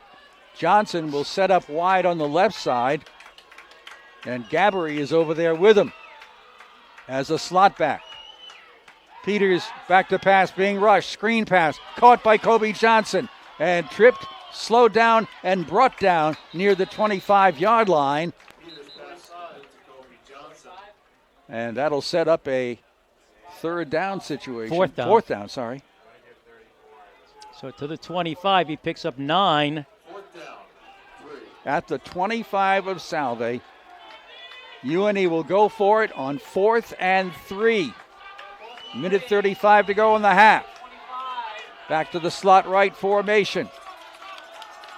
Peters wanted to snap. He was trying to get Salve to go offside. Thought I saw him call a timeout, but he did not. No, he was just trying to get the offside. Doesn't get it. Now he goes to the snap and the handoff and a 1st down. Mahoney inside the 20, down close to the 17. Matt Sylvia finally brings him down, but the UNE drive continues. Right up to the line of scrimmage. No huddle. In a hurry. Peters. Handoff. Mahoney again. Tripped up in the backfield. Matt Messner into the backfield for a tackle behind or at the line of scrimmage. Line of scrimmage was about the 17, so he may have actually picked up a yard, but I don't know how that happened. Nor'easters call a timeout, which I think gives them one more in the half. I think they may still have 2. It's hard to tell. All right, 27-10 Salve. 58.6 seconds left in the half. And the ball sits on the Salve 16-yard line, where it'll be 2nd and 11. Let's see if the Salve defense can get it done right here. This is a tough offense to stop. Well, they've done a nice job. I mean, considering they've only given up 10 points. And seems like UNA's been marching up and down the field, but only 10 points to this point. They're gonna try to get a 1st down here, 2nd and 9, and here we go. Peters brings them out, looking at that 3-man front by Salve Regina. He's in the shotgun. He's got a slot to the right, and it will be a handoff. And trying to drive forward is Cam Mann. He got down to about the 13-yard line. Clock continues to run. Gulfey credited for the tackle. Jack Gulfey out of Hopkinton, Massachusetts. 13th play of this drive. And we're getting toward the 30-second mark now. 3rd down, less than 7. Trips to the right side in this formation. Peters wants to go over on the left side. Plenty of room for the catch by Mann. John Good gets over there to make the stop just before the 1st down marker. They mark it at the 9. And they needed to get to about the 7, so it's going to be a couple of yards shy. Another 4th down situation for UNE to keep this drive alive, and they'll call another timeout. And I believe they have 1 to go. You were right. Now, 23 and a half seconds remaining. That's what Salve has to do right now, is just sort of hang on. I mean, a touchdown here would really tighten this game up. If Salve can hold them to a field goal or less, it could be and get the second half kickoff. It could be a real advantage. But here we are from the 9. He needs 2 for a first down, and obviously 9 for a touchdown. All right, Nor'easters set it up. Slot formation over here on the right side. And they have been kind of going to Mahoney lately. Is he there? Offset backfield. He is. Brian Peters looks to the sideline, confirms the play, gets the snap, and hands it off straight ahead. That'll be a first down. I think it's Mahoney. It is Mahoney, but the question is it a first down? Yeah, it is. Okay. I thought it was maybe at the 7. I thought they might have to measure, but he's all the way to the 6. First and goal, and taking their last timeout. Or maybe they're just moving the chain. No, they took a timeout. You're right. 14.6 seconds, I believe. That's what it looks like to me. Or is that 19? It's hard for me to tell. Anyway, it's under 20 seconds left in the half, and it's first and goal from the 6. So, and again, this is the 15th play of this drive.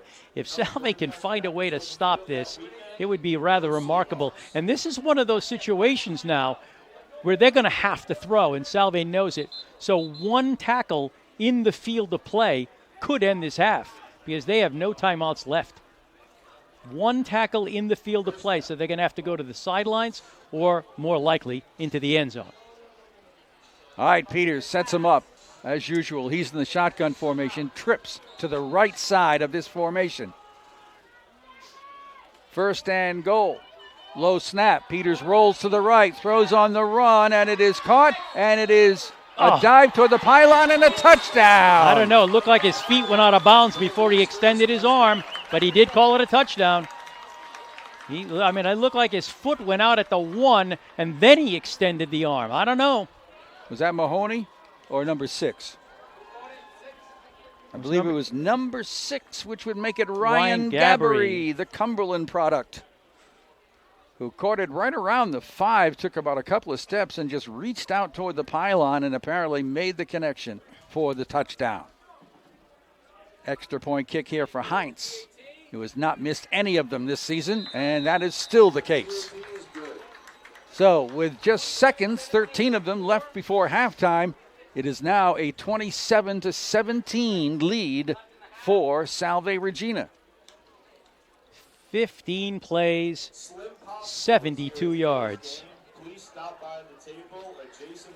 All right, let's see. Salve does get the opening kickoff in the second half. They have battled this very just dangerous UNE squad extremely well here this afternoon. But UNE does come back for that key touchdown. Salve Regina football on WADK and WADK.com. At halftime, we're going to tell you about a number of Salve athletes who have been given conference honors in their respective sports. And there are a number of them who earned some very good honors. Here's the Heinz kickoff. Low line drive and caught up tight at the 35-yard line by the Salve tight end. Well, with 8 seconds, he just gave him an opportunity. Joe Highland. It was a line drive kick, and Joe Highland just stuck his hands up and grabbed it at about the 35-yard line and ran it to about the 50, maybe the 49. So what the heck? Maybe Tyler can just sort of huck one up there and see what happens. 8 seconds to go in the half. Let's see how aggressive Salve wants to get. The ball is at their 49-yard line. Trips to the left side, single wide to the right. Tyler in the shotgun. Needs time, has a little bit of it, and then throws a short pass incomplete with 2 seconds to go. He was trying to give his receivers as much time as he could to get downfield, and only had a little short pass that he saw, and it fell incomplete. Kevin Gilmartin calls a timeout for Salve to decide on what play he wants to use with 1.9 seconds remaining.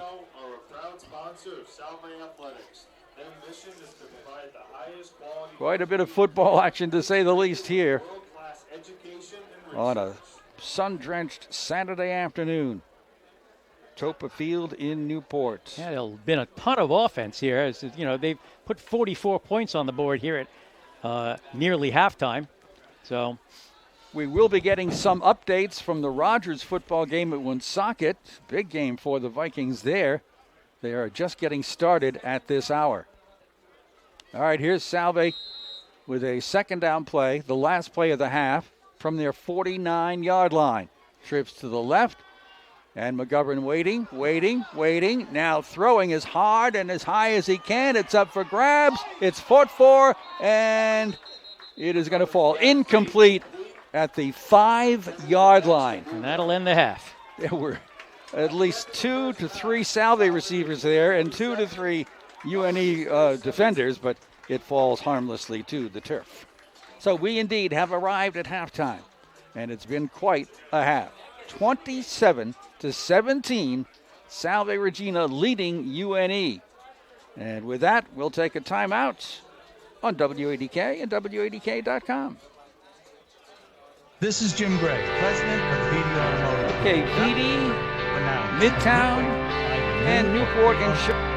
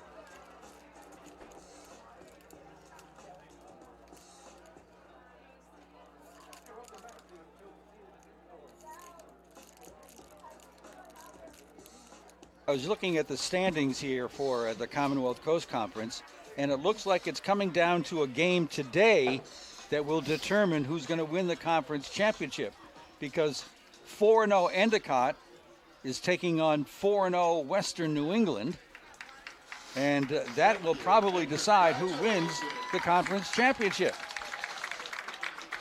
And we have a member of the Salve football team making his commitment to the military out in the ceremony on the field. And that is, well, here we go with the two numbers. Is that Ben Cortez or is that Zacharias Estrella? One of those two is going in and getting a little special ceremony. But so it's Endicott, Western New England, both 4-0, clashing today. Wow. Huh? And right behind them was Nichols at 3-1. But I believe that victor today will be your conference champion, with only 2 games remaining after today. As for Salve, well, as we said, they came in at 1-3. Or I'm sorry. Yeah, no, I was right. 1-3.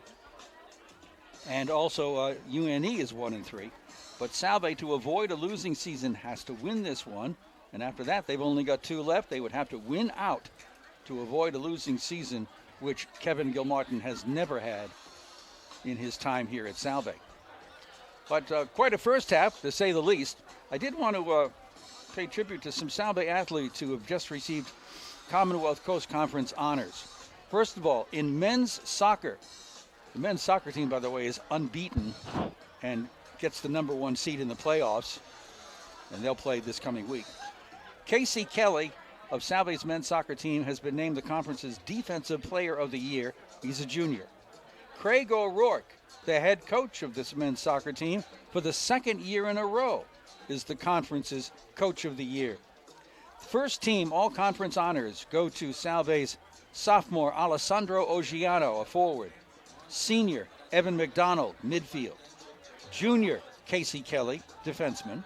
And freshman goalkeeper Seth Wolins. Second team all-conference honors to Salve's Jacob Guerra, a junior midfielder. James Davies, a sophomore defenseman. And third team honors for Dana Sundell, a senior forward, and Noah Medeiros, a senior midfielder. In men's hockey, the preseason poll has Salve ranked number 2 behind the defending champion, the University of New England. 61 points in the balloting for UNE, 56 for Salve. So those are your 2 favorites for hockey this coming season, which is just exactly underway. Men's basketball preseason poll. 9 teams are involved. Nichols is rated number 1. They're the 3-time defending champion. They got 3 more votes than Endicott in the preseason poll. Salve Regina came in tied for 7th. In the women's basketball preseason poll, again, 9 teams. Western New England, who won their first ever title last year, is given the top seed by 5 votes over Endicott. Salve Regina is 7th in that preseason poll. I know the Endicott coach. You do you? I do. All right, Mr. And she says, every year, we have great seasons, and then we run into Western New England. look who's picked for number 1 and number 2 in the conference. Again. So those soccer players were the ones that got those honors, and, of course, the preseason polls have come out just now. So, with that said, let me see where we are here. Let me take hot dogs have just I what? saw some coming up, but Where? no, not for us. Oh. Somebody was carrying one. Fine. Thank you. We're going to take just a brief time out here, and we'll come back, recap the scoring for you, and look at the numbers. It's college football action. Salve Regina, UNE, Salve up 27-17 at the half. We'll be right back.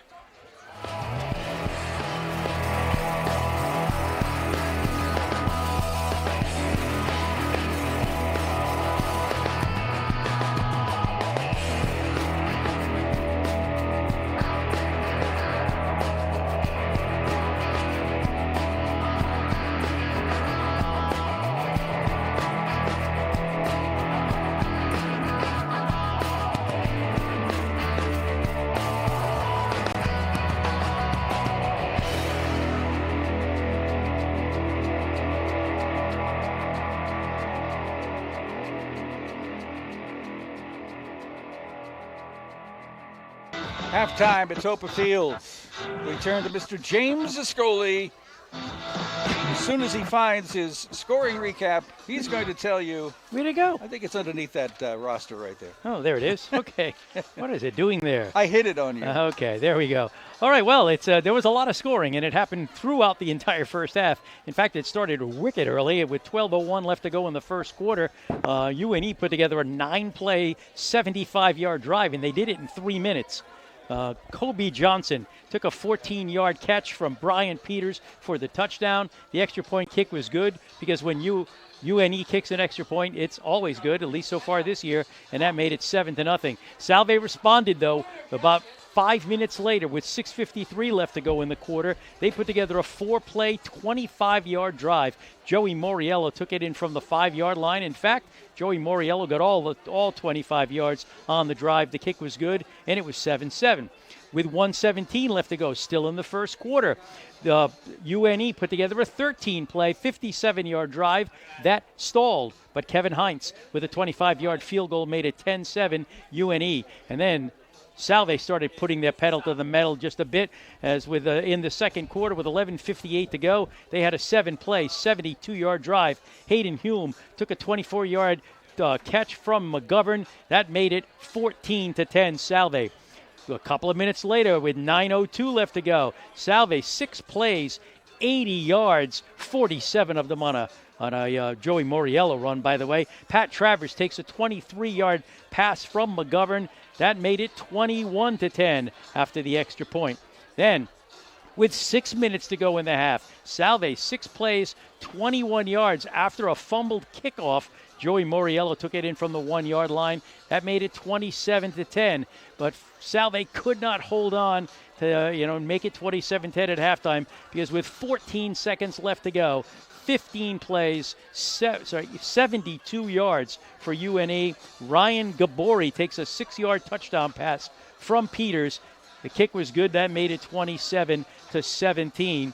And that is our score here at halftime. For UNE first, Devin Charles, 4 carries, 16 yards, 4 yards a carry. Jack Mahoney, he was the workhorse, really. 13 carries, 54 yards, 4.2 yards a carry.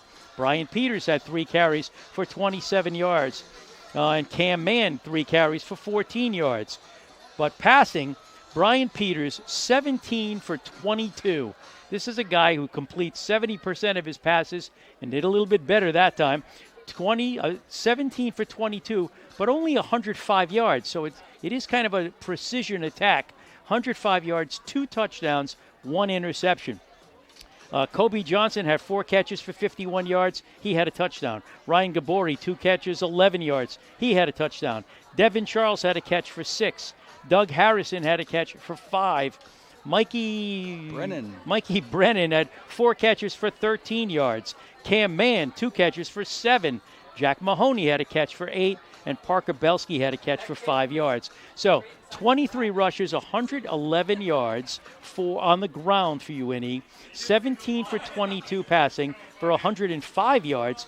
216 total yards. And you're going to tell me how many receivers had catches? 8. 8 different receivers. So again, Brian Peters spreads it around. And 216 total yards. Salve on the ground. Joey Moriello, 19 carries, 129 yards here at halftime. 6.8 yards a carry and 2 touchdowns. Robert Gomes had a carry for 6 yards.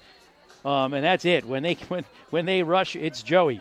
Tyler McGovern, however, 5 for 11 passing, 95 yards and 2 touchdowns. 1 catch for Hayden Hume for 24 yards and a touchdown. 2 catches for Mike Nestor for 25 yards. And 2 catches for Pat Travers for 46 yards, including a touchdown. So, for Salve, 20 rushes, 135 yards on the ground. 5 for 11 passing for 95 yards. They've got 230 total yards of offense to UNE's 216. Very close yardage-wise. The game seems to be playing close, but Salve with a 10-point lead, 27-17, and really 2 big plays, both on special teams. On a kickoff, it was kind of a bouncing kickoff that Salve recovered at the 21-yard line that got them a score. And then then when UNE was punting out of their end zone, Salve got a kind of a hand on it and created a short field at the 25, which they then scored a touchdown on. So 2 big special teams plays have led to 2 touchdowns, and it's the difference in this game. It is a 27-17 Salve advantage. We'll take a timeout here and bring you more halftime activity from Toppa Field in Newport right here on WADK and WADK.com.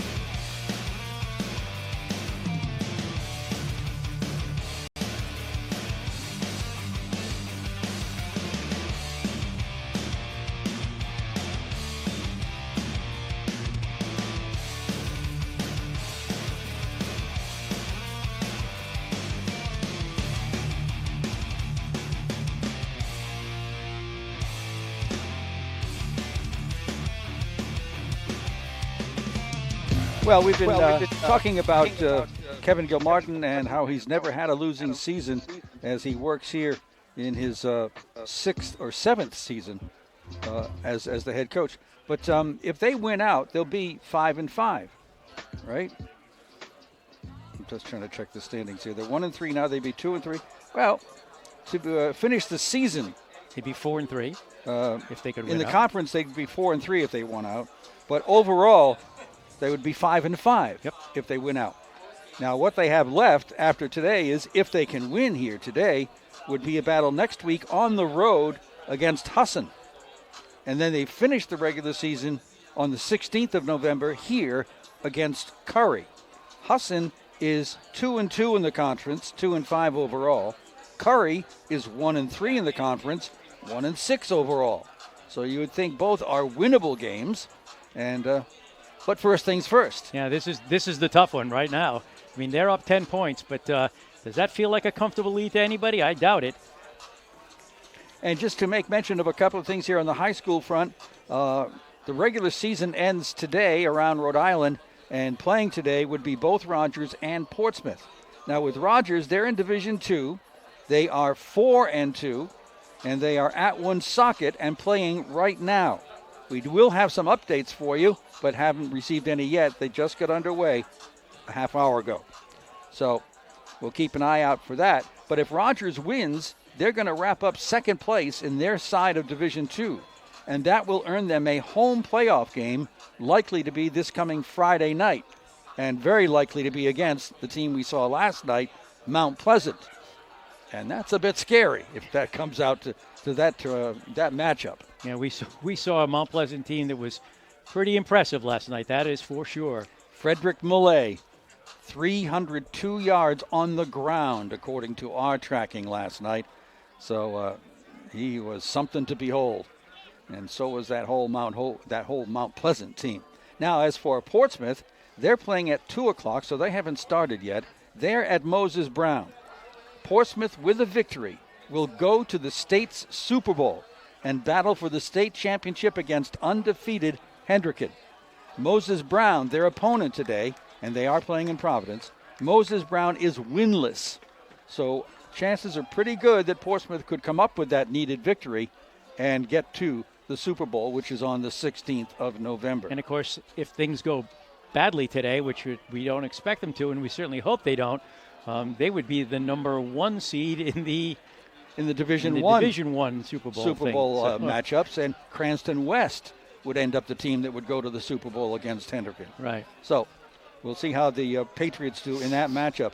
Also going on today, it's probably over by now, the boys and girls cross-country state championship meets, boys and girls, were held at Pontiac earlier today. And for Salve Regina, their field hockey team is at Roger Williams this evening at 6:00. If the Salve field hockey team can win that game, they will get the number 3 seed in the conference playoffs, which will earn them a bye into the semifinals. Also, the women's soccer team is in the conference quarterfinals today.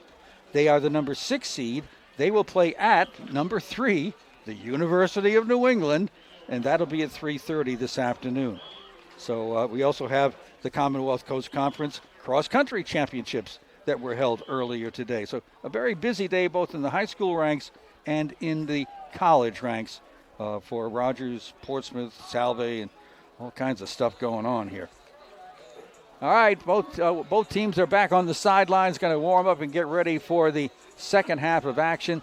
We've got ourselves a 27-17 Salve Regina lead, and how very tempting that the press box was rewarded with a pizza. How tempting is it? Now, can you talk, keep stats, and eat pizza all at the same time? I can't even do 2 of those 3. All right. But I will say this much: we're not gonna do our opening drive importance of the second half kind of thing. But I will say this much: Salve with that 27-17 lead. I'm going to say about midway through the third quarter, it is going to be kind of a point we're going to have to take a quick look at in the sense of, are they going to let UNE right back in this game, or are they going to extend this lead a little bit or keep it where it is? Because with this much scoring and these two offenses that can put points on the board, a 10-point lead can disappear in a hurry. So Salve's going to have to be kind of wary of that and, take care of business. And really, the big mistakes have been made by UNE in this game, and Salve has not. And that's been kind of an important thing, it seems to me. Okay, almost getting ready now for the second half kickoff, which Salve will be on the receiving end of. And I'd like to, you've so many times I heard you say they're almost getting to the quarterback. They're getting closer to the quarterback. But Brian Peters so far has been able to pretty much pick out his receivers, but they are getting close to him. Now, it could be because Salve is focusing on the secondary coverages. Right, they're using that three-man front, so they are not sending people that much. And I honestly believe that's a pretty smart way to go because, again, he is so precision and he gets rid of the ball so quickly. Now, I'm not sure I'd want to waste, 5 or 6 guys coming at him and have him just sort of zip a ball out to an open receiver for a big gain. So they're kind of playing their positions. They're taking care of business in the backfield. And, if Peters runs, he runs. I mean, he had 3 carries for 27 yards, but they'll take that from him. And they're not really sending too many guys at the quarterback. So. All right, we have temperatures all the way up to 48 degrees 48 degrees, oh my goodness. It was 43 when I got here to start setting up the broadcast. I felt the heat coming in. I mean, it's clearly. It was 46 at kickoff time. It's 48 right now. Yeah. And again, hardly any wind at all. Which is what's keeping us comfortable, or relatively so. Well, you're welcome to Ed Habershaw's gloves that he lent me that I'm not using anymore. Okay. If you think my handwriting is bad, without gloves. All right. Mr. Hines, very good kicker. Yeah. Kevin Hines will kick it off for UNE.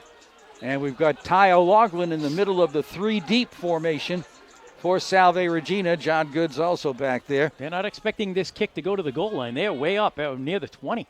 And it's a short, high, end-over-end kick, and it will be taken by John Good. 35-yard line, breaks away from one tackle, but can't do the tightrope rack too long, and is brought down or pushed out at the 36-yard line of Salve. Yeah, he was tiptoeing down that line, just could not stay in bounds. Probably would have gotten another 5 or 6 yards if he had, but he couldn't. So at the 36, Salve will start us up. Smart kick, very high, not long, but very high. Took a while for it to come down. All right, Tyler McGovern goes back to work. The 6'5", 240-pound junior quarterback from Attleboro. And he'll set him up first and 10 at his own 36-yard line. Moriello in the backfield gets the handoff, trying to go right side, finds a seam, runs through, lost his balance and falls forward to the 45-yard line. Again, an almost getaway for Joey Moriello. Well, he makes 15 cuts in about 2 seconds, and eventually he just sort of loses his balance. 8-yard gain, 2nd and 2. Joey already with a big afternoon. High snap, McGovern throws, and it is caught over here by Ryan Lawton at the 45. Penalty flag is thrown as he's brought down at the 40. It's going to be an illegal block in the back, I believe. But I'm not sure. And the gentleman who's been in on a lot of tackles, Keegan Stanton-Mees, finally brought down Ryan Lawton. Let's see what the call is, though. Looks like we're going back here. It does. Yeah, it's going to be. Penalty occurred at the 40 where the tackle was made. Yep. And we step it off. Still going to be a first down, though. It's a holding call, actually. And it brings it back to midfield. So it will be a first down, but it will be at the 50 instead of the 40. Snap, pitch, Moriello left side, needs a block. Cuts inside one of the blocks and kind of slithers his way forward inside the 45-yard line. And Nick Scarfo was in to help make the stop from his linebacking spot. Pick up 6 more for Joey. At the 44 of UNE, 2nd down and 4. Front line for Salve, hadn't had a chance to talk about him a lot. Mike Saunders is the center, one of the captains. McGovern in the shotgun, takes the snap, gives it to Joey, finds a little bit of a hole, drives his way forward but can't break free. good solid hit in there by UNE, and the man doing most of that work is another Jack Mahoney, not to be confused with the other Mahoney who does a lot of running. 3rd down and 1. At the 41 of UNE, a key conversion try here by Salve Regina on 3rd down. Hoffman in motion to the right. Joey Moriello with a handoff. Has the first down and more. 30, 25, he's brought down. Touchdown saving tackle that time in the backfield in the secondary by Nick Lombard, the freshman. When he sees that space, as he did that time, he just bursts through it. So he accelerates. My goodness. 15 yards on the pickup, down to the 26-yard line. On the season, Salve on 3rd down conversions, 45%. Another handoff to Joey No, this is Robert Gomes. Gomes gets inside the 20-yard line. Hey, Robert Gomes showed him a couple of carries today. Only has 2, but both times he looks good. He's a 5'8 freshman from Plymouth, Mass, about 185 pounds. What are we down to, about the 18? So that's where it's sitting right now. Okay, so he's got 14 yards on 2 carries. 2nd and 2. Salve with the drive, trying to add on to their lead. Opening drive of the second half. Gomes again, left side. Powers his way into a defender to get another extra yard, but making the stop again is Nick Scarfo. So the 18, he gets down. Well, it's certainly a first down. Looks like about the 15. They are at the 14-yard line. Yep. 1st and 10, Salve. Ryan Lawton's in as the tight end. He sets up tight on the left side next to the other tight end, Joe Highland. And the play goes that side. Tripped up, though, as he got over the line of scrimmage. I think that's Gomes again. Yep. Looks like he could have gotten more, but he tripped over his blocker in front of him. It'll be 2nd down and 8 after a 2-yard pickup to the 12 by Robert Gomes, giving Joey Moriello a rest.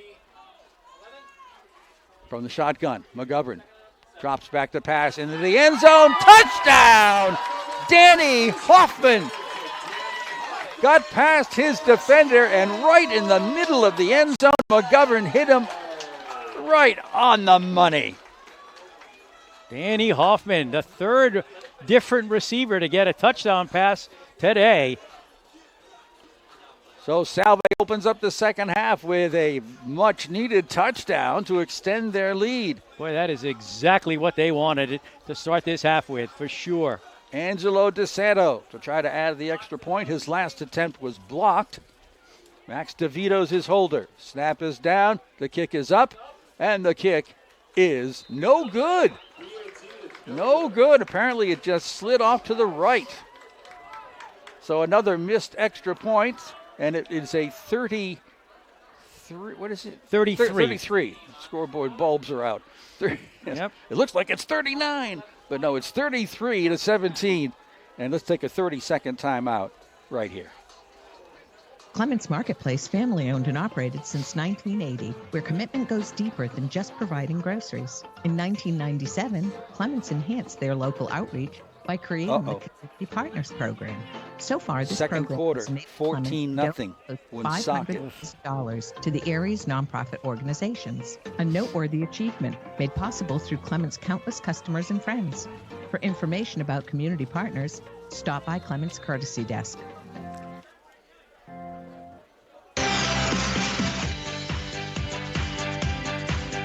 Welcome back. Here is the Angelo DeSanto kickoff. Line drive, low and deep, down on the 4-yard line. This is Roberts looking for some blocking, and he sneaks through a little bit of a charge there, but just barely gets over the 20-yard line. And that's where UNE will get their first possession of the second half. And speaking of Salve's first possession of the half, they went 9 plays, 64 yards. Danny Hoffman, a 12-yard pass from Tyler McGovern. Kick was no good, 33-17, Salve over UNE. Brian Peters goes back to work, the junior quarterback. He's 6'2", 200 out of Darien, Connecticut. 1st and 10 at the 24 in the shotgun. Peters wants to pass on the far side, and it is caught over there, and this will be probably a first down on John Good's tackle, stopping it right about at the first down marker. And see what they do for forward progress. They move the chains. It's out to the 35-yard line, a pickup of 11. Catch by Matt Harkins, why not? Another new name. Here's a run off the left side. Not much running room there, maybe a yard before that hole is plugged up. And helping make that stop is Zach Katarius, sophomore out of Sandwich, Mass. Who had the carry? The carry, who's in the backfield? Okay. Who carried that ball? Who made the carry on that one? Ball down on the ground. And what happened that time was the bad snap. And Brian Peters had to chase it back and fall on it at about the 20-yard line. That last carry was Devin Charles. Okay. And that almost turnover puts the Nor'easters back at their own 20-yard line. Third down. First down marker is at the UNE 45. Back to pass. Peters looking, got time, and throws just as he's hit and tipped away. Great play. Oh, man, that's Zach Katarius, the linebacker, helping out on the coverage and just deflecting it away to set up a fourth down and long for UNE. Less than 10 minutes to go in this third quarter. Lots of football time remaining. John Good will go back for a reception of the punt by Kevin Hines. I'll tell you, this is a good start in this half, and a bad snap was really hurt UNE that time. Here is the punt. Oh, my, this is a high punt. Good's going to make the catch and hit immediately at his 47-yard line. He did not ask or signal for a fair catch, and the crowd groaned on that hit. You can guess how hard it was. Yeah, I'll tell you, somebody needs to show John just how to make a fair catch call, because he took that ball and got pummeled. But they start at their own 47. Good field position again. Got to give Kevin Hines a lot of credit. That ball was up there forever. All right. Salve back to work on offense. Up on that front line, we've got Steve Dewey at one guard, Kyle Wisniewski at the other. Elion Telford's a right side tackle, Pete Noonan on the left. Shotgun for McGovern. Fakes the handoff pass. Wide open. This is Ryan Lupton, I think. No, it's Mike Nestor. Touchdown, Salve. He was wide open on the far sideline, the right side. Tyler McGovern puts it again right on target. And Mike Nestor had the field to himself and scores the touchdown on the great pass. You almost get the feeling a defender fell down or something, because he broke wide open. I mean, there was nobody within 10 yards of him. All he had to do was lay the ball in his hands, and it was gone. 53 yards. DeSanto's extra point attempt in the air. And this one is good. Wow. It is a 40-17 lead for Salve Regina. We got more of this action after this. One of the many well-liked aspects of the Brick Alley Pub and Restaurant is their extensive selection of locally focused craft beers, a refreshingly thirst-quenching array. The same can be said about their wine selection, an impressive collection frequently recognized and honored by the Wine Spectator. So when the Brick says stop by for the best in food and drink, that's no exaggeration. It's a fact and it's a tradition. The Brick Alley Pub and Restaurant, 140 Thames in Newport. Online at brickalley.com and on Facebook.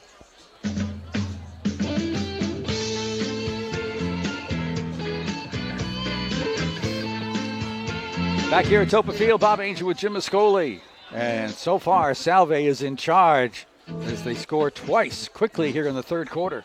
Yeah, that one was a one-play drive, 53 yards. Mike Nestor with a 53-yard pass from McGovern, 40-17, Salve. Line drive, end over end kick coming down to Roberts. He's there, drops it, picks it up again at the 10.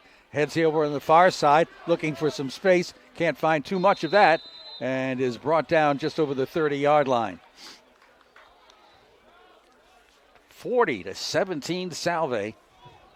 and it was 27-17, a mere 5 minutes ago. Nor'easters will go back to work. Up on that front line, Nick Palucci for Salve. Defensively, Jake Gulfey, Suki Singh, Brandon Kaplan. Now and then we get a lot of time from Dylan Nagy, who's made a number of tackles. At the 31-yard line, 1st and 10 for the Nor'easters. Peters in the shotgun, gets the snap. Play fake, looking to pass, and it is off the mark. And he got hit. That's why it was off the mark. That was intended for Halen Roberts. Peters gets right back up. He's a tough guy. He's got good size, 6'2", 200. But they finally got laid a glove on him. That was probably the first time. Daniel Smith, Mike Mamoni, the guards on that front line for UNE. Eric Langland and Dakota Joy at the tackles. 2nd down and 10 from their own 31-yard line. Working left to right here in the 3rd quarter. Wind's picked up just a little. And a handoff. Goes off on that left side. And oh, my goodness. Big time work in there for Salve. In there first was Bobby DePortier.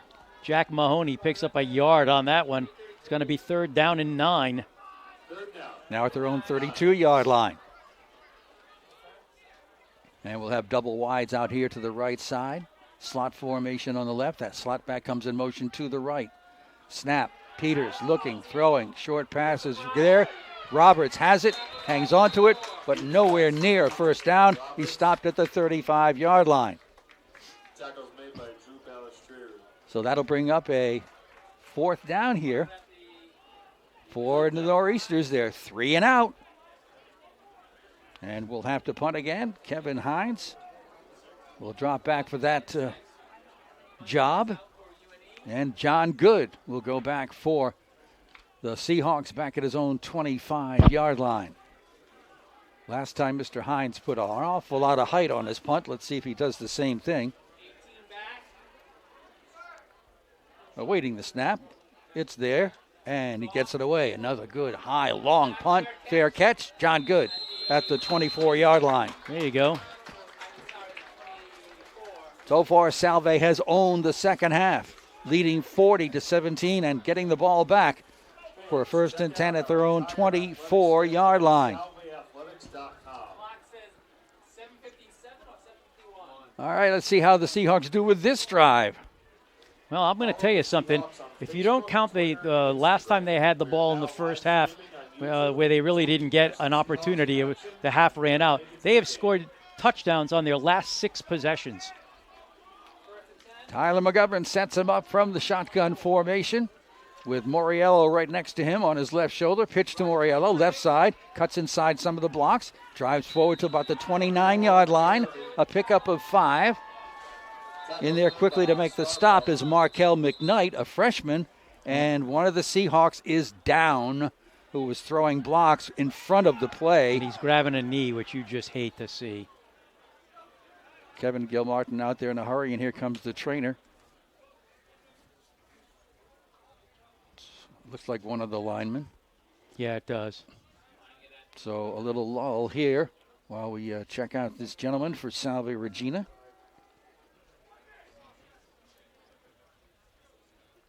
He's down on his back right in front of us, right near the 35-yard line. Kevin Gilmartin just cracked a joke because the trainer just laughed. I think it might be a cramp. I hope that's all it is. Well, I thought I was seeing the trainer sort of massaging the leg, but maybe she's testing the knee. Sometimes you can tell the severity of an injury by how tight it feels. And they're going to help him up and get him over to the sidelines with a slight limp. And Eric? No, I'm sorry. Is that 61? Yes. Jason Azzolino? Yeah, like that might be 61 right there, and that would be, he's uncomfortable but walking under his own power. Yep, that is 61. Jason's a freshman out of Saddlebrook, New Jersey, goes 290 pounds. All right, Salve, 2nd and 5 at their own 29-yard line after that run by Moriello. And it will be a pitch wide again to the left side for Joey. Spins away from one tackle. Stopped at the 30-yard line for little or no gain. UNE comes up with the football, but I believe Joey will be ruled down. We'll give him a yard on the carry. It's going to be 3rd down and 4. And again, they do know Joey's getting the ball a lot, so they are, concentrating on him. But he finds ways, he finds seams, and then he just uses his incredible agility to get between space. On 3rd and 4, the snap, the play fake, the pass, caught by Ryan Lawton. First down around the 37-yard line. Is this the best we've seen Tyler McGovern look? I think so. That was a very confident and accurate pass on the coverage. DJ James making the stop. 1st and 10, Salve at their 37-yard line. Ryan Lawton, the tight end, had set up over there on the right side, and that's where he is again. It'll be handed off to Moriello, just going right up the middle, churning and spinning, but little or no gain again for Joey. It'll be a pickup of a yard, it looks like. So it'll be 2nd and 9 at the 38-yard line. We are in the 3rd quarter with 6:15 remaining. Salve leading 40-17 over the University of New England. And they're doing what they want to do, too, which is to kind of keep that clock moving with this good lead. Hayden Hume split out wide on the left side. And a handoff to Moriello. Finds a little daylight. Gets up to the 45-yard line before he's brought down. Good solid tackle in there by Nick Scarfo. It's going to be 3rd and 2. Salve trying to use possession type of football here to use up as much of that clock as they can as we work our way toward the late 3rd quarter. And a handoff to Moriello. He's got the first down as he is knocked off his feet, but not before he gets to about the 47 of UNE. Yeah, picked up another 8 yards on that carry. And just an unbelievable afternoon for Joey so far. He has 28 carries for 183 yards. We're in the 3rd quarter still. And he gets a rest as Robert Gomes comes in. And Gomes gets the handoff, left side, a little bit of room, but stopped quickly at the 45-yard line is Robert Gomes. Getting up for making the tackle is Keegan Stanton-Mees again. He's out of Portland, Maine. Goes about 6 feet, 2 1/4, sophomore. So 2 yards for Robert that time. It'll be 2nd down and 8. Mike Nestor wide to the right side. Pitch. Gomes, left side, looking for a block. Got one and got down close to the 40-yard line, which will set up a 3rd down situation. It's going to be 3rd and about 4. Salve will be at their 41 of UNE. 3rd down. They've got to get to the 37, yes. So it's 3rd and 4. Gomes stays in the backfield. Got Pat Travers set up wide on the left side. Nestor wide on the right side. McGovern looks to pass, throws it out there for Pat Travers, and makes the catch! Despite a tight defensive play, he's caught it inside the 25-yard line. Pat Travers, junior from Plymouth, Mass., 6'4", 205 pounds. That's the 2nd time his height helped him make that catch. Down to the 18-yard line. 1st and 10, Salve. 23 yards on that play. Sustaining drives very well. There's a handoff. Robert Gomes, wide left, had some room, brought down at the 10-yard line. Young Robert Gomes, the freshman out of Plymouth, Mass.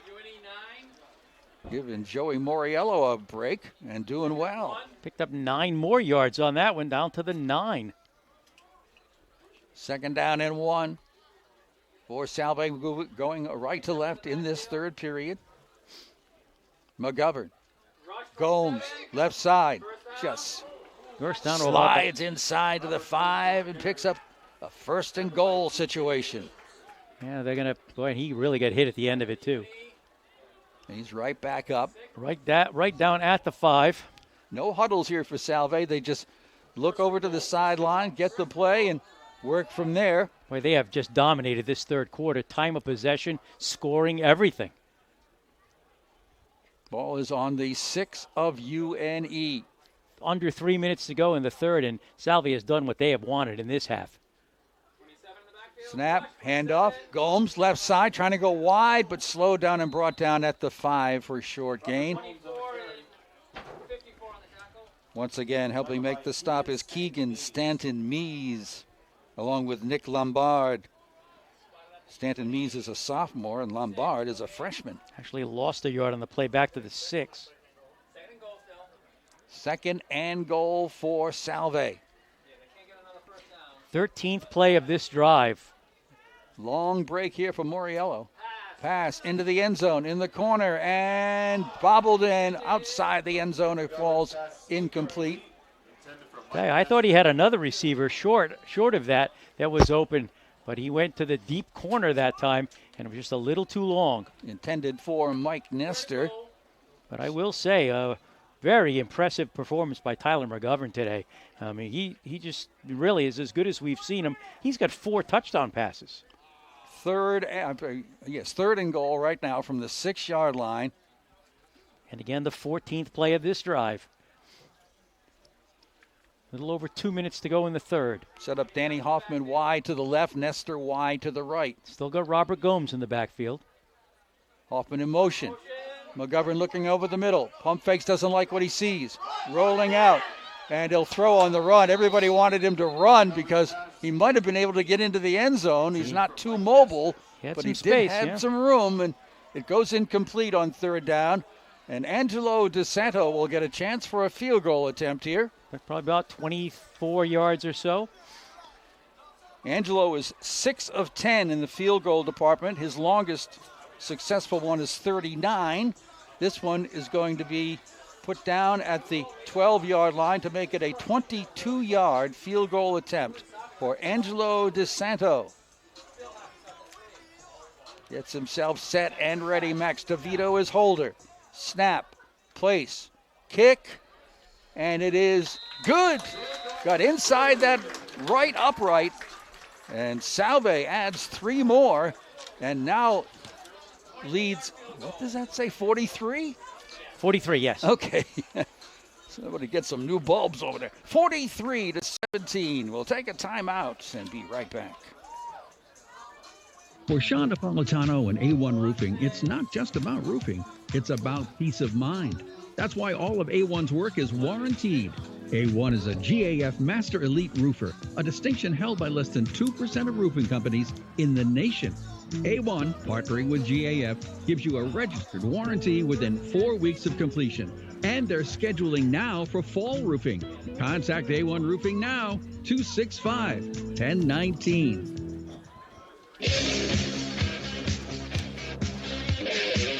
And Mr. DeSanto will prepare to kick it off after another scoring drive, this time finishing with the field goal. Yeah, that was a long drive, too. 14 plays, 70 yards, but it just fell short at the 6-yard line. But Angelo DeSanto with a 23-yard field goal. And the kick, short, end over end, bouncing, finally picked up, and going to be stopped at the 20-yard line is the return attempt. Very effective kickoffs by DeSanto today. And let's see, was that Mr. Nagy again getting in on that tackle? I think it was, no, it was Zach Tucker, sorry.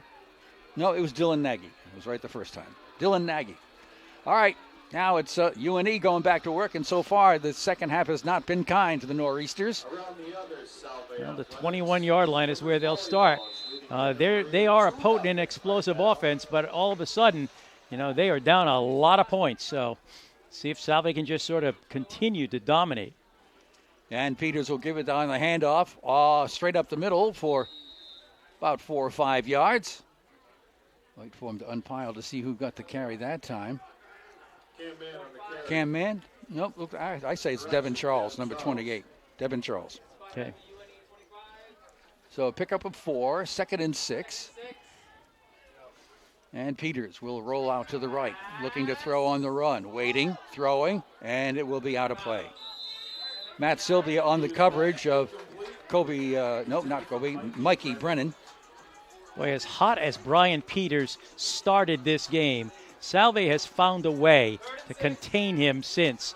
And on that opening drive, I thought he was going to throw 5 touchdown passes, which he has done. But so far, Salve has looked very, very good in containing him since. Not stopping him completely, but they're keeping it reasonable. 3rd and 6 from the 25. UNE with the spread formation in the shotgun. Brian Peters drops back, looks around, throws over the middle, and it is deflected away beautifully by Drew Balistrieri. Great coverage by Drew. Just stuck his hand in there and deflected that away from behind the intended receiver. And another 3 and out. Salve defense, take a bow. A punt situation once again for the Nor'easters. I stole the take a bow from the Boston College announcer. Did you? Just so I can give credit. Okay. That's very kind. Nobody would have known had you not said well, that. His family might have. All right, John Good is back. Mr. Hines is ready to punt, and he's been doing a great job there. Gets a snap and gets it. No, it's deflected by Salve. This one will fall and then take a big roll in favor of UNE. Well, that was a lucky bounce for UNE, but Salve's still going to get great field position at their 46. Second time they've got a hand on a punt, and special teams, again, they have had a really good afternoon. All right, Seahawks ready to go back to work with a 43-17 lead. Minute to go in the third, and right now Salve is completely in the driver's seat as they've turned the momentum firmly in their favor. We have a minute 3 to go in this third quarter. And Salve goes back to work, led by Tyler McGovern.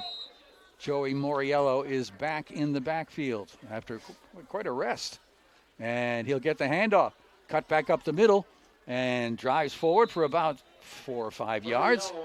Made something out of nothing right there. That play was designed to go off left tackle, and he made a quick adjustment to go right up the middle and got to the 49-yard line, picked up 3. 2nd down, 7. 49. Salve goes right to left here in this third quarter, which has only 35 seconds remaining. Snap, pitch, Moriello, left side, sees a little bit of a seam, but it's closed up in a hurry. Another great tackle by Nick Scarfo on Joey Moriello, who now gives way to Robert Gomes. We've seen Scarfo a lot today, haven't we? And Joey kind of limping just a touch. Something is kind of stiffened up on him. Picked up another 3, though. It's going to be 3rd and 4. And the third quarter will be coming to an end without another play being run. So Salve has the advantage, 43-17. What a third quarter. UNE has been scoreless in this second half thus far. We'll take a timeout and be right back with you on WADK and WADK.com. This is Jim Gray, president of the BD Automotive Group, and I'm thrilled to announce a new way to buy your new or pre-owned vehicle from BD. It's the BD at-home test drive. Just call us at 888-BUY-BD and tell us the Mercedes-Benz or Volvo model you want to test drive, and an associate will bring it to your home or office. That's the BD advantage. Free service pickup, free delivery, free loaner vehicles, and a free at-home test drive. Visit us at BD.com. It's always BD and you.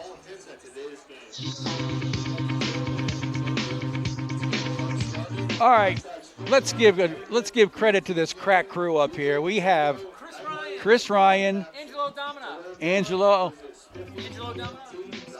Spiffy is here. John Lynch has been remarkably efficient on the public address. And who's that? Grace Murphy. Grace Murphy.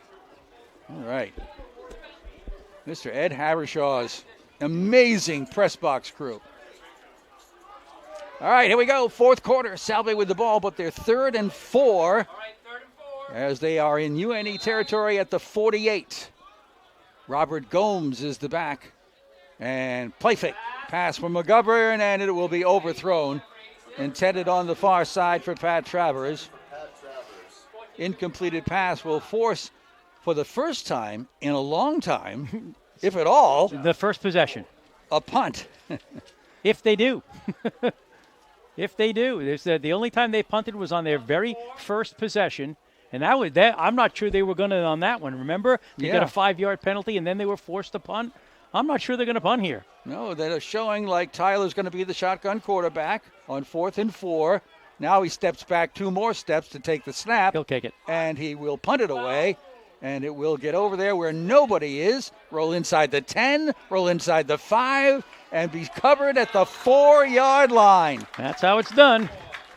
Danny Hoffman picks it up.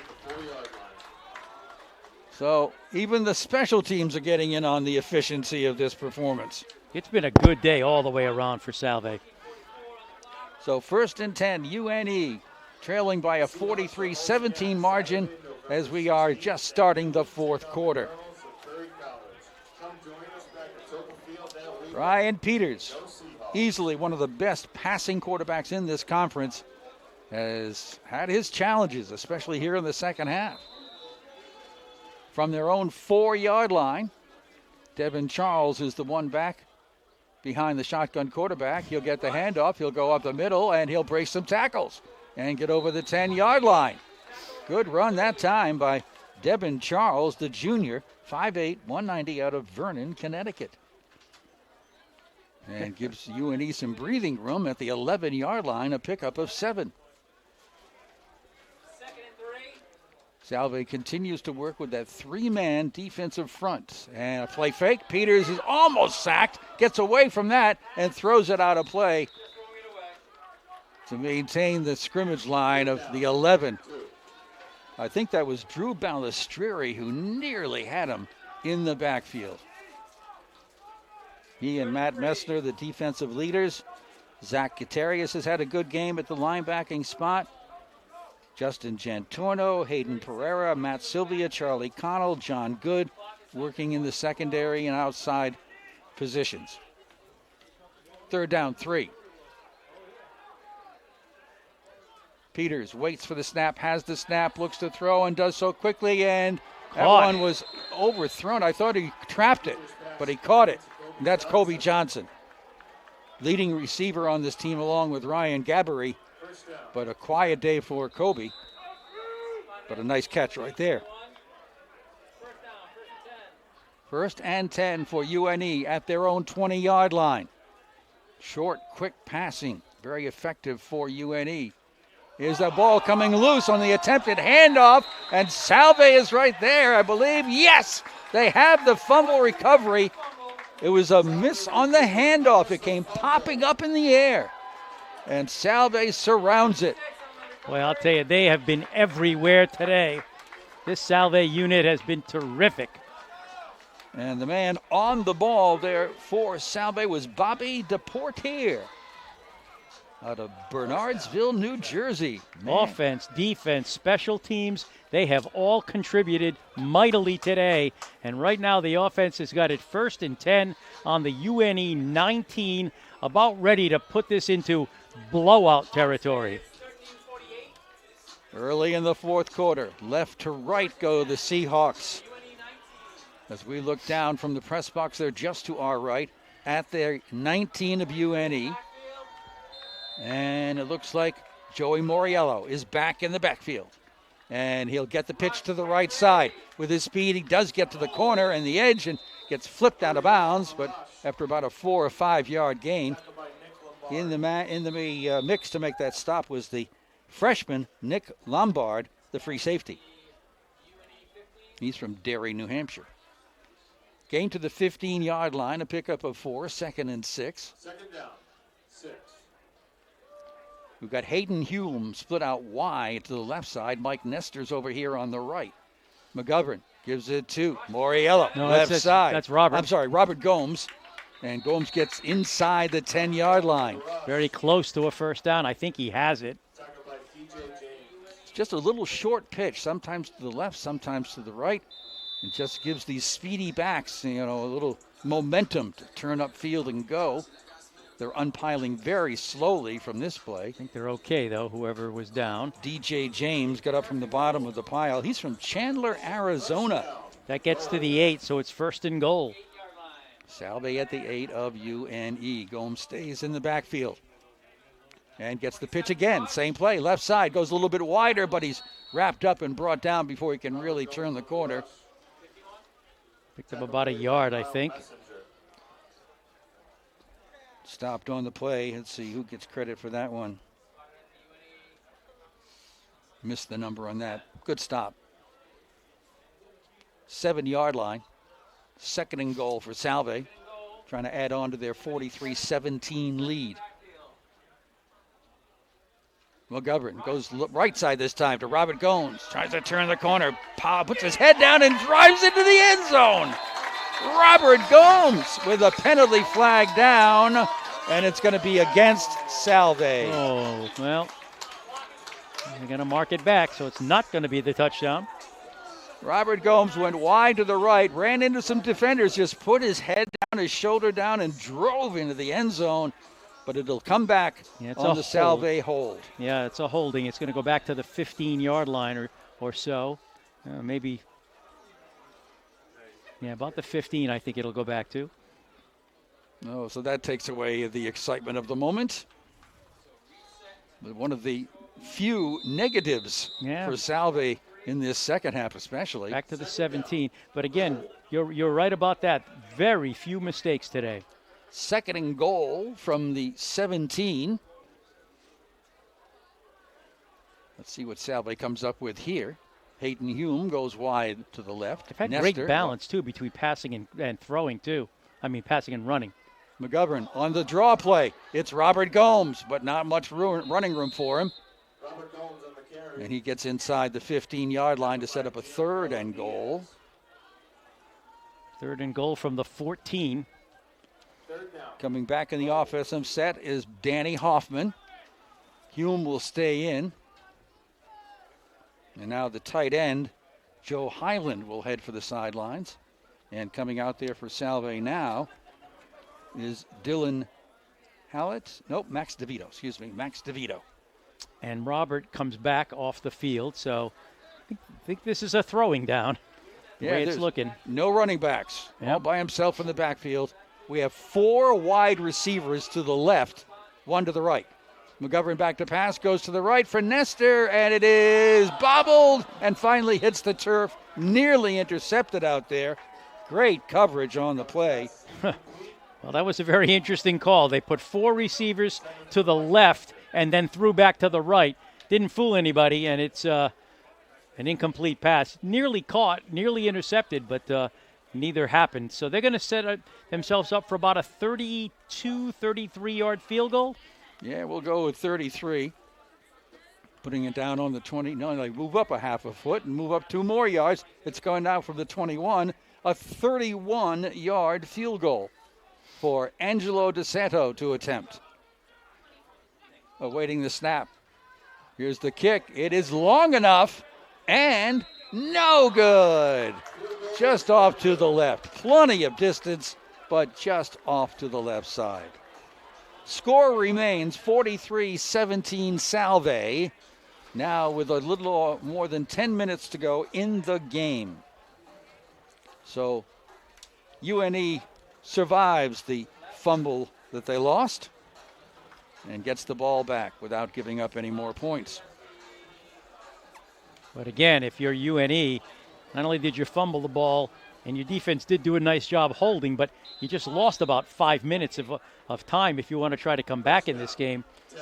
Again, a little under 11 minutes left in the football game. Up in Woonsocket, halftime. Woonsocket 21-7 over Rogers. Handoff. Here is Cam Mann trying to run up the middle and stopped after about a 2-yard gain. Good charge in there by the Salve defense. Once again, linebacker Zach Gutierrez gets in the way and leads the charge, the sophomore. 2nd down, 8. Peters rolling out, dropping deep, throwing a little screen out here. It is caught. Good 20, call. 25, 30. 1st down. Tackle by Drew Palestrieri on the receiver, and that is Parker Belsky.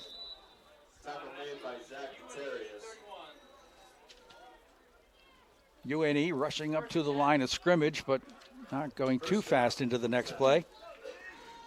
At their own 31-yard line, 1st and 10. And it will be a handoff. And up the middle. Nice run. Oh, beautiful. Oh, playing the blocking perfectly was Doug Harrison. And he got a quick 10 yards, maybe even 11 to the 42 42 and first and 10. Nor'easters First down. not about to give up by any stretch, despite the scoreboard. Slot formation right side. And the handoff going off to the right side. This time, Harrison can't get anywhere. John Good helps to finish off the play on the tackle rather made by Zach Katarius again. Second down. 10. Ball at the 42 of UNE. No gain. Second and 10. Right to left they go in this final quarter. Back to pass Peters. Short drop. Throws over the middle. And it is picked off. This is Drew Balistreri. Slowed down and brought down inside the 40-yard line of UNE. Another turnover. Another big play for the Seahawk defense. Drew Balistreri, one of the captains. There you go. Senior 6-footer out of Linfield, Mass. Getting it done. He's been in on a ton of tackles, and now he picks one off. Boy, I'll tell you, they have really, really been opportunistic today. Interceptions, fumble recoveries, blocked punts. It's been all Salve today. First and 10 at the 39 of UNE. And it is going to be Jack McGuire to take over the quarterback chores. And here's Connor Welch. Trying to run to the right side, getting a yard as Kevin Gilmartin is putting in some of his second unit players to get some time out there, including quarterback Jack McGuire from Abington, Mass., a sophomore. Second and 9 at the 38 of UNE. Another tall quarterback, though. From the shotgun, throws quickly, and out on the flat, it is caught. Nice job, and driving down into first down territory, making that catch is Justin Fernandez. Getting some time here in the fourth quarter. He's from Walcott, Connecticut, a junior. Picked up 11 yards and a first down. Right down to the 27, indeed. First down. 10. McGuire brings him out. I think that's Connor Welch behind him. Mike Nestor's wide over here on the right side. And the handoff, penalty flag is thrown. And this will be a short gain for Connor, getting inside the 25-yard line. But I think, pretty sure, UNE went into the neutral zone before the snap. So we look for the official indication of that. And if that's what it is, you probably decline it if you're Salve. Mark Mesnick, the referee. Probably take it, I would think. Let's see where we are. Checking in with his linesman is Mr. Mesnick. It was indeed an offside violation. It is declined, and they take the play. And that means Salve will be awarded a first down on that last play.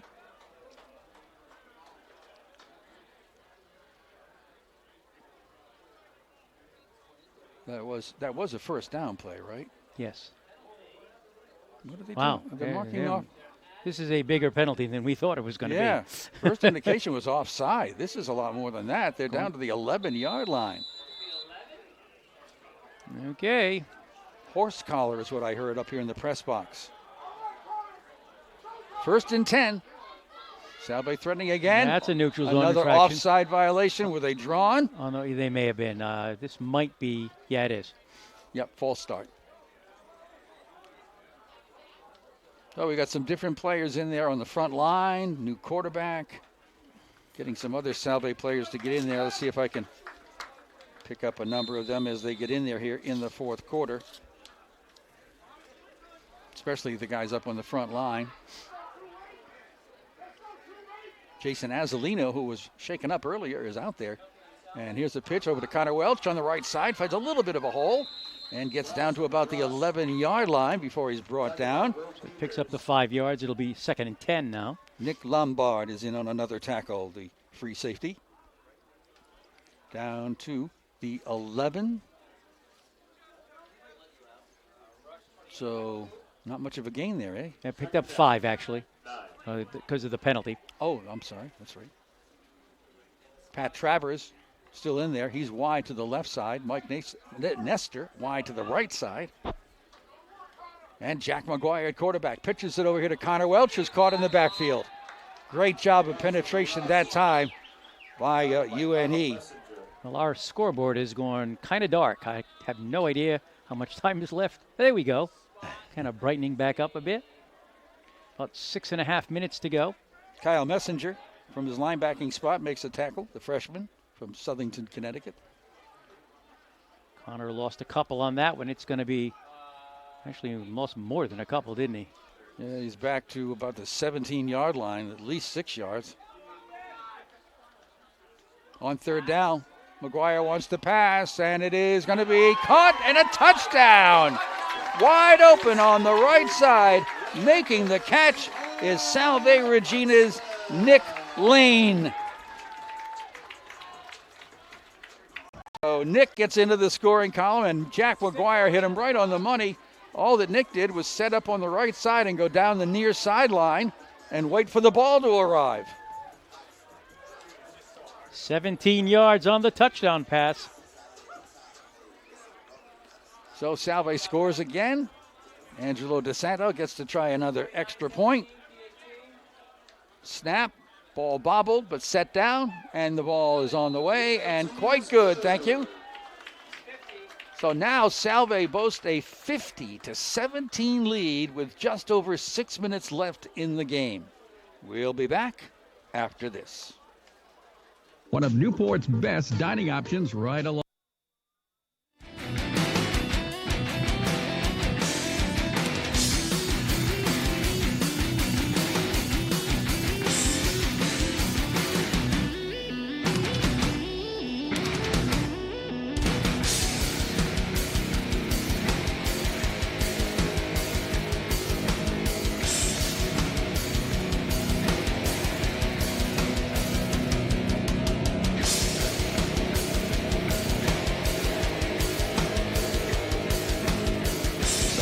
At Toppa Field in Newport, Bob Ager with Joan Scully. Art Berludi's our producer and director.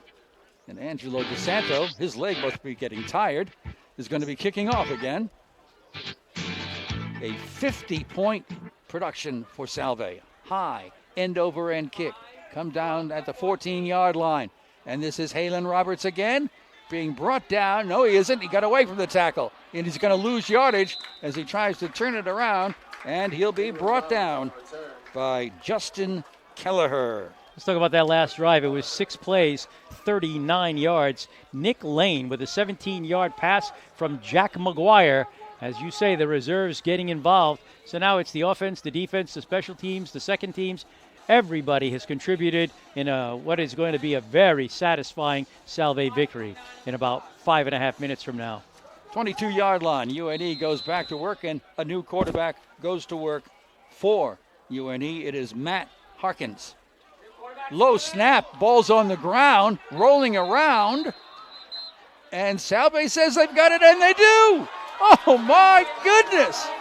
Yet again, this is like this is like the way you dream them up. Michael La Rivera out of Ansonia, Connecticut, came up with the loose ball on a low snap. And right away, Salve turns it around and goes back to work with the offense. The offense didn't even have a chance to get a drink of water or anything.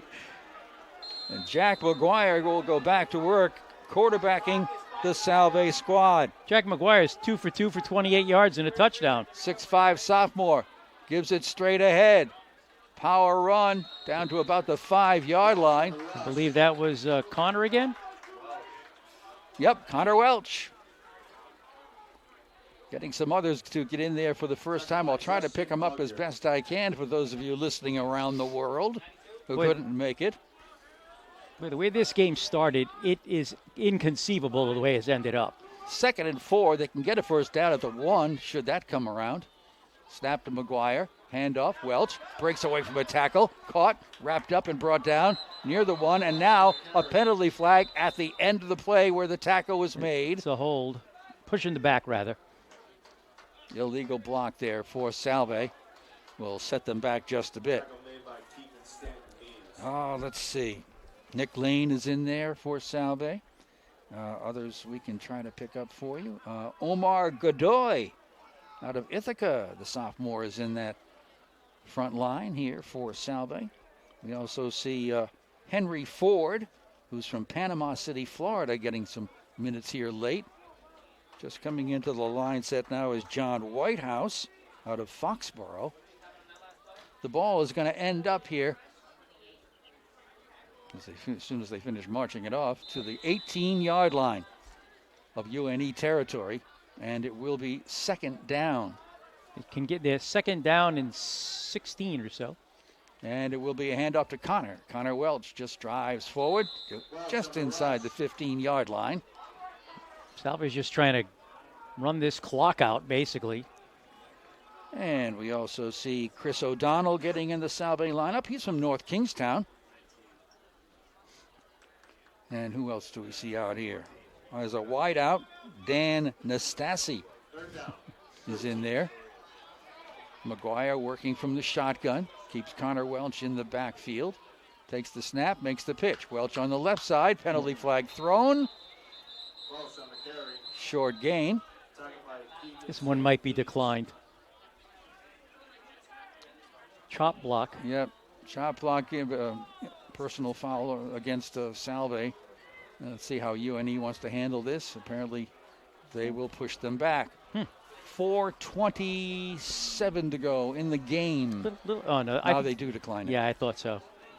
Really didn't make a whole lot of sense. So they'll take the play, which will leave the ball at the 13 or so.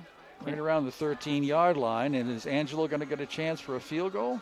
Yep, he's out there to try another one. Angelo DeSanto. Let's see what happens here as Max DeVito sets up for the hold. It'll be a 30-yard field goal attempt for Angelo, who's waiting for one more player to get out there to defend. Now he sets up, and we await the snap. Ball down. Kick on the way. It's long enough, and it is good enough. Angelo DeSanto with a 30-yard field goal with 4:02 remaining. And you can increase that lead to, I think, 53. Yeah, it'll be at 53-17. All right. Let's take a 30-second timeout right here and come right back with you. A new weekly video.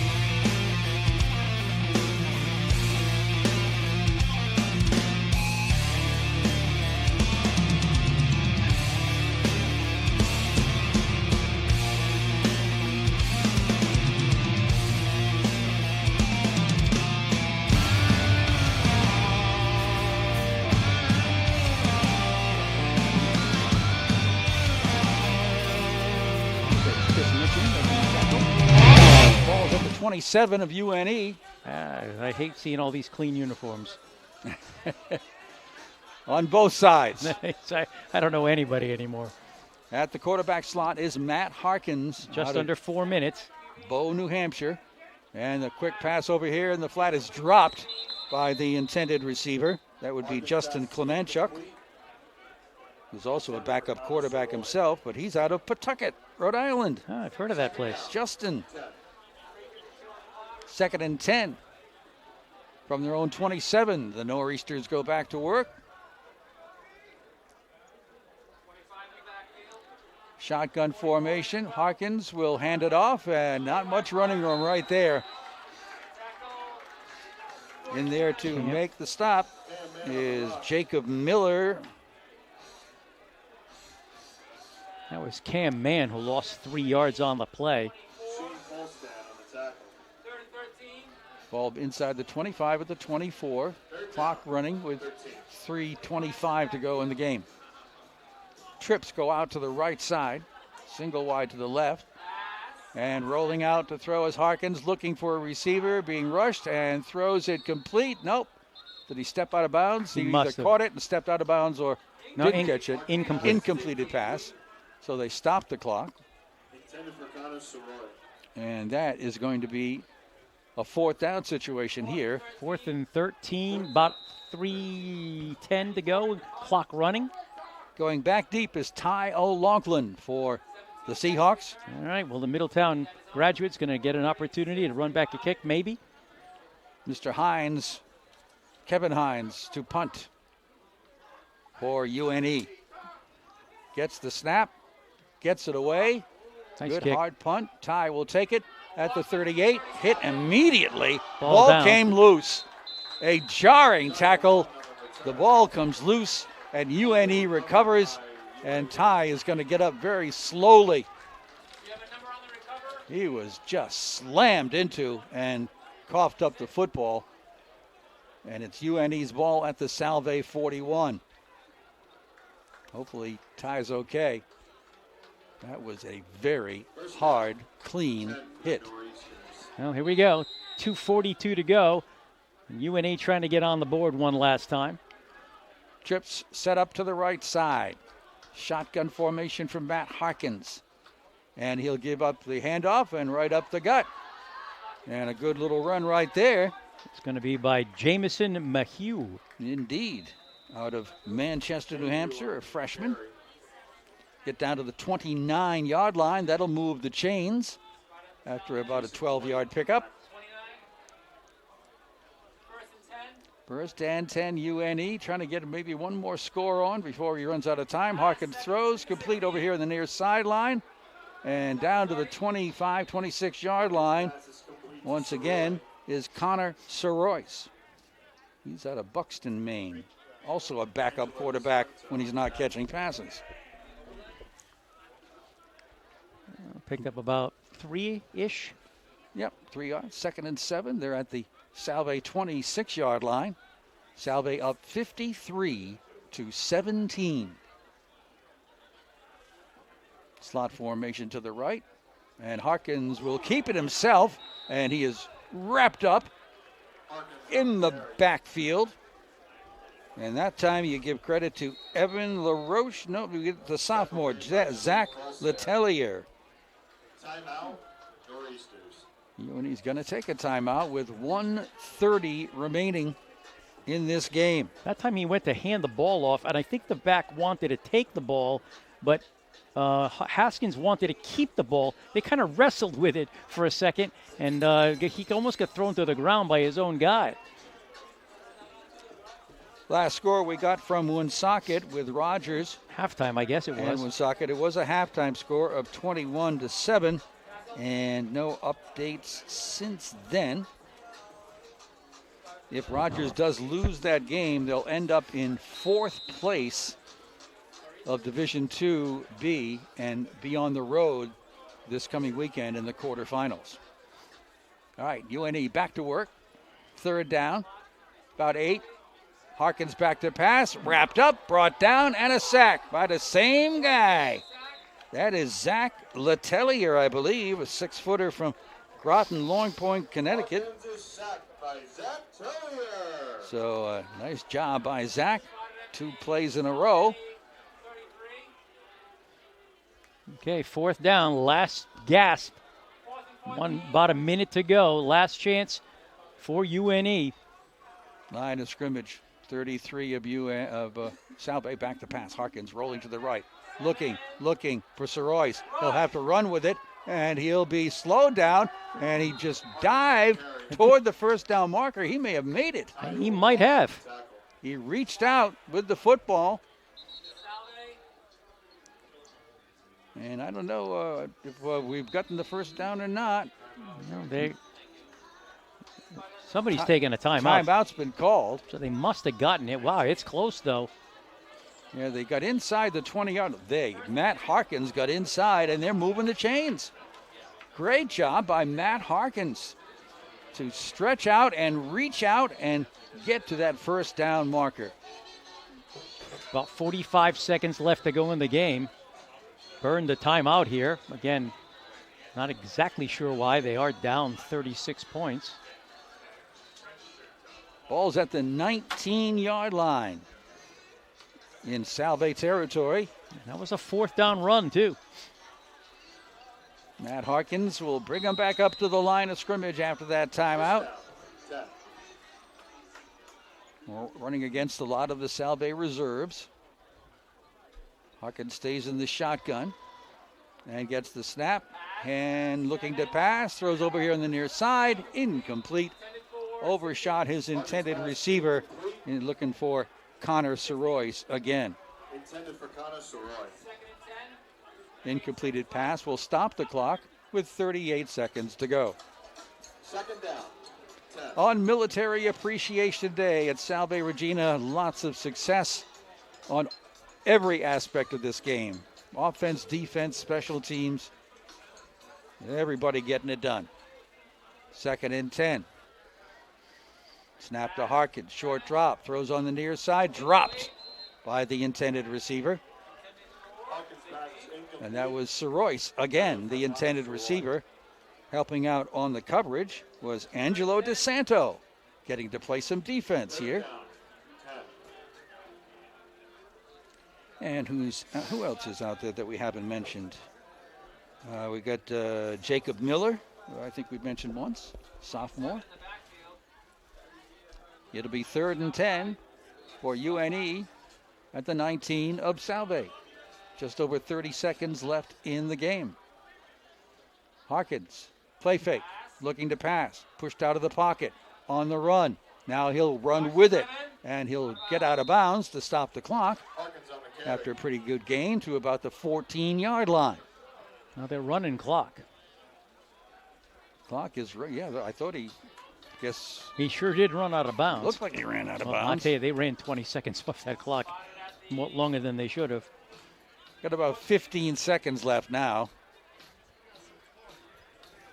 And it will be a 4th down again. This time it's a 4th down and about 5 or a little less than that. 14-yard line of Salve Regina. Far side hash mark. Harkins takes the snap. Short drop. Throws. And it is caught.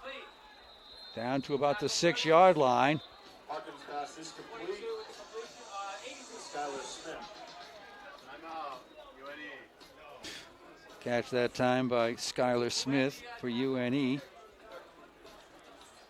It will give UNE a 1st and goal with just under 10 seconds remaining as they call their last timeout. Or no, they still have one got left. One more left after this.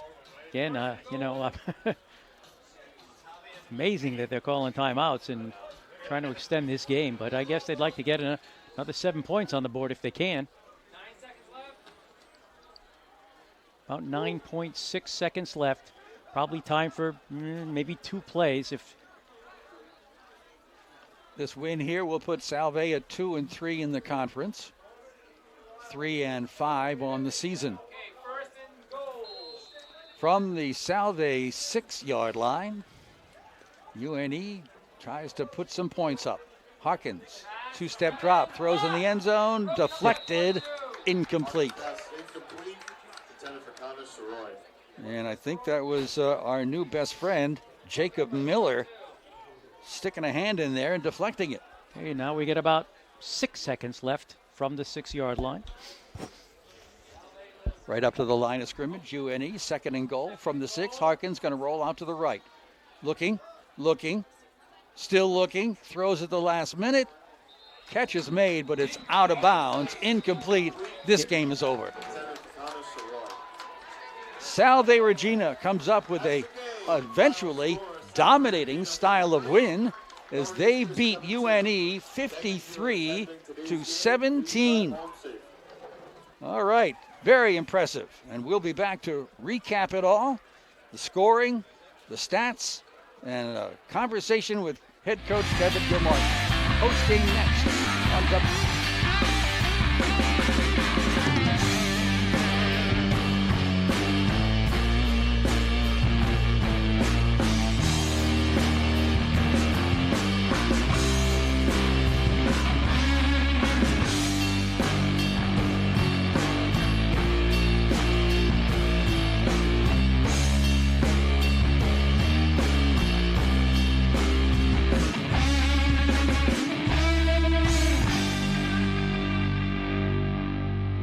Best music compilation.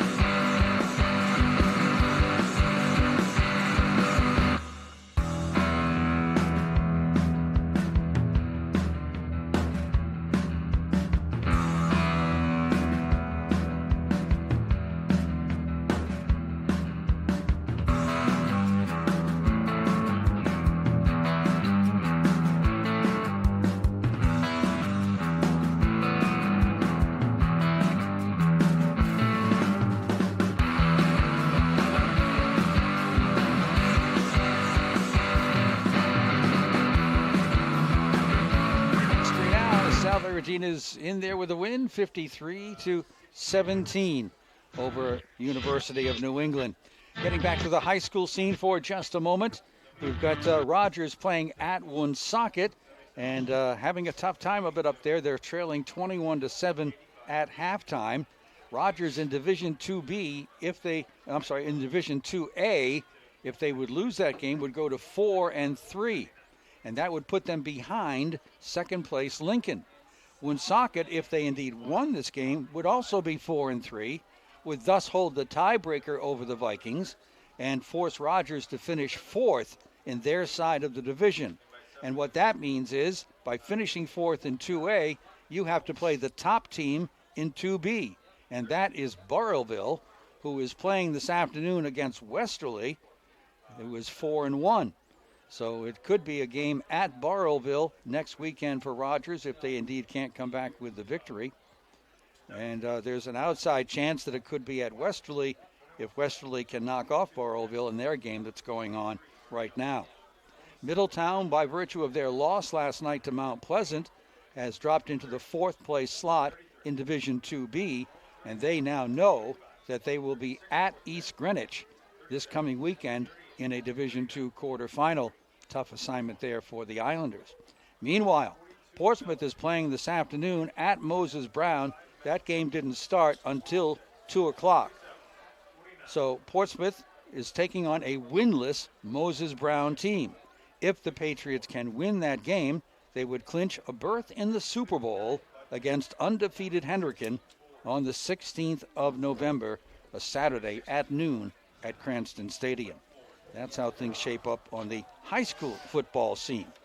And I'm looking at your scoring sheet. It's a good thing they didn't get that last touchdown, and you would have run out of lines to write down notes on. I'm telling you, it was as tough a game to keep track of for me as I've had in a long time.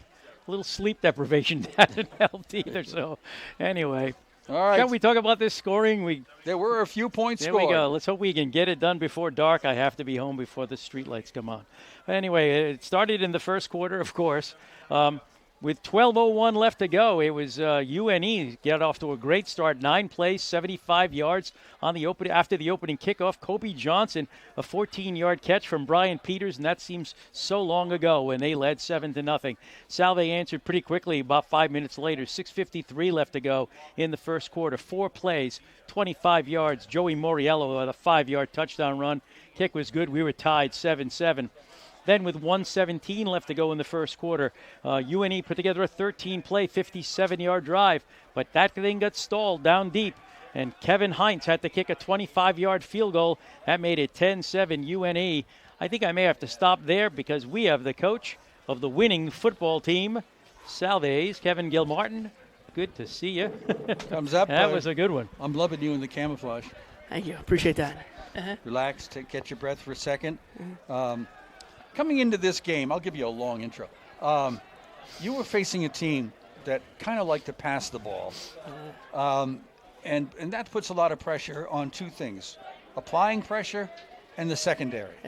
I thought you took care of both. You didn't get to him a lot, but you pressured him a lot. Right. So I'm sure that helped, as did your guys in that secondary. Absolutely. I mean, we knew going into the game that, they like to air it out. What we said is that going into this week, it's kind of like a Big 12 game. Where they want the game to go 52-49, 45-42. They want it to be something like that. And so, the biggest thing is how do we come out? Do we then try to control the ball and take the air out of the ball? Or did we want to say, all right, you bring your big brother, I'll bring my big brother, and let's see what happens. And so we decided to stay with our tempo and go after them. But defensively, we wanted to say that we wanted to pressure him just to, get him a little bit off his game. And then I think that's exactly what happened. We didn't think we were going to get to him, because they like to get rid of the ball fast. Yeah. But we thought we could get him off his game a little bit, and I think that happened. And we came up with a couple turnovers. Always good to see that. I'm going to ask a question. It's crazy, but it's offense, defense, special teams. I think this is as good as you've looked in a long, long time. You've got to be pretty happy with everybody. Was that 2 separate sentences? You said offense, defense, special teams, period. And then you said you looked as good as you have. I mean, you were talking to me, saying I look good. It's personal appearance. If you'd like to go there, let's go there. Sure. But seriously, I think in every phase of the game, this is as good as I've seen you look, certainly all year. Yeah, putting it together. Yeah. I think that's what it's become, is that, we're in close games. Yep. First half of the season, I thought we were, coming along. And then all of a sudden we get into the Nichols game. I don't think we played well. Endicott, we played well. Western New England, we played well. And we've been, those games go differently. 1 play, 2 plays. And we're fighting on top of the conference once again. But they didn't. But the biggest thing from it is the character and heart of the team was we will not lay down. We're going to keep going. Yep. And because of that, I think that's the beautiful thing about these guys is that they learned how they hit adversity. They were told, you don't have a chance to win the conference anymore, and yet, what are you going to do? And what they did is they continued to work hard and get better. And now it's showing it on the field in the school board and everything. Something to be proud of. How nice is it to have Moriello and Robert Gomes as your 2 backs, right? The old guys, the sophomore. Yeah. A sophomore and a freshman, Not too bad, huh? And then, Connor Wells comes in right after it. Exactly. He's getting yards, too. Sure. But they're getting yards because of the guys up front.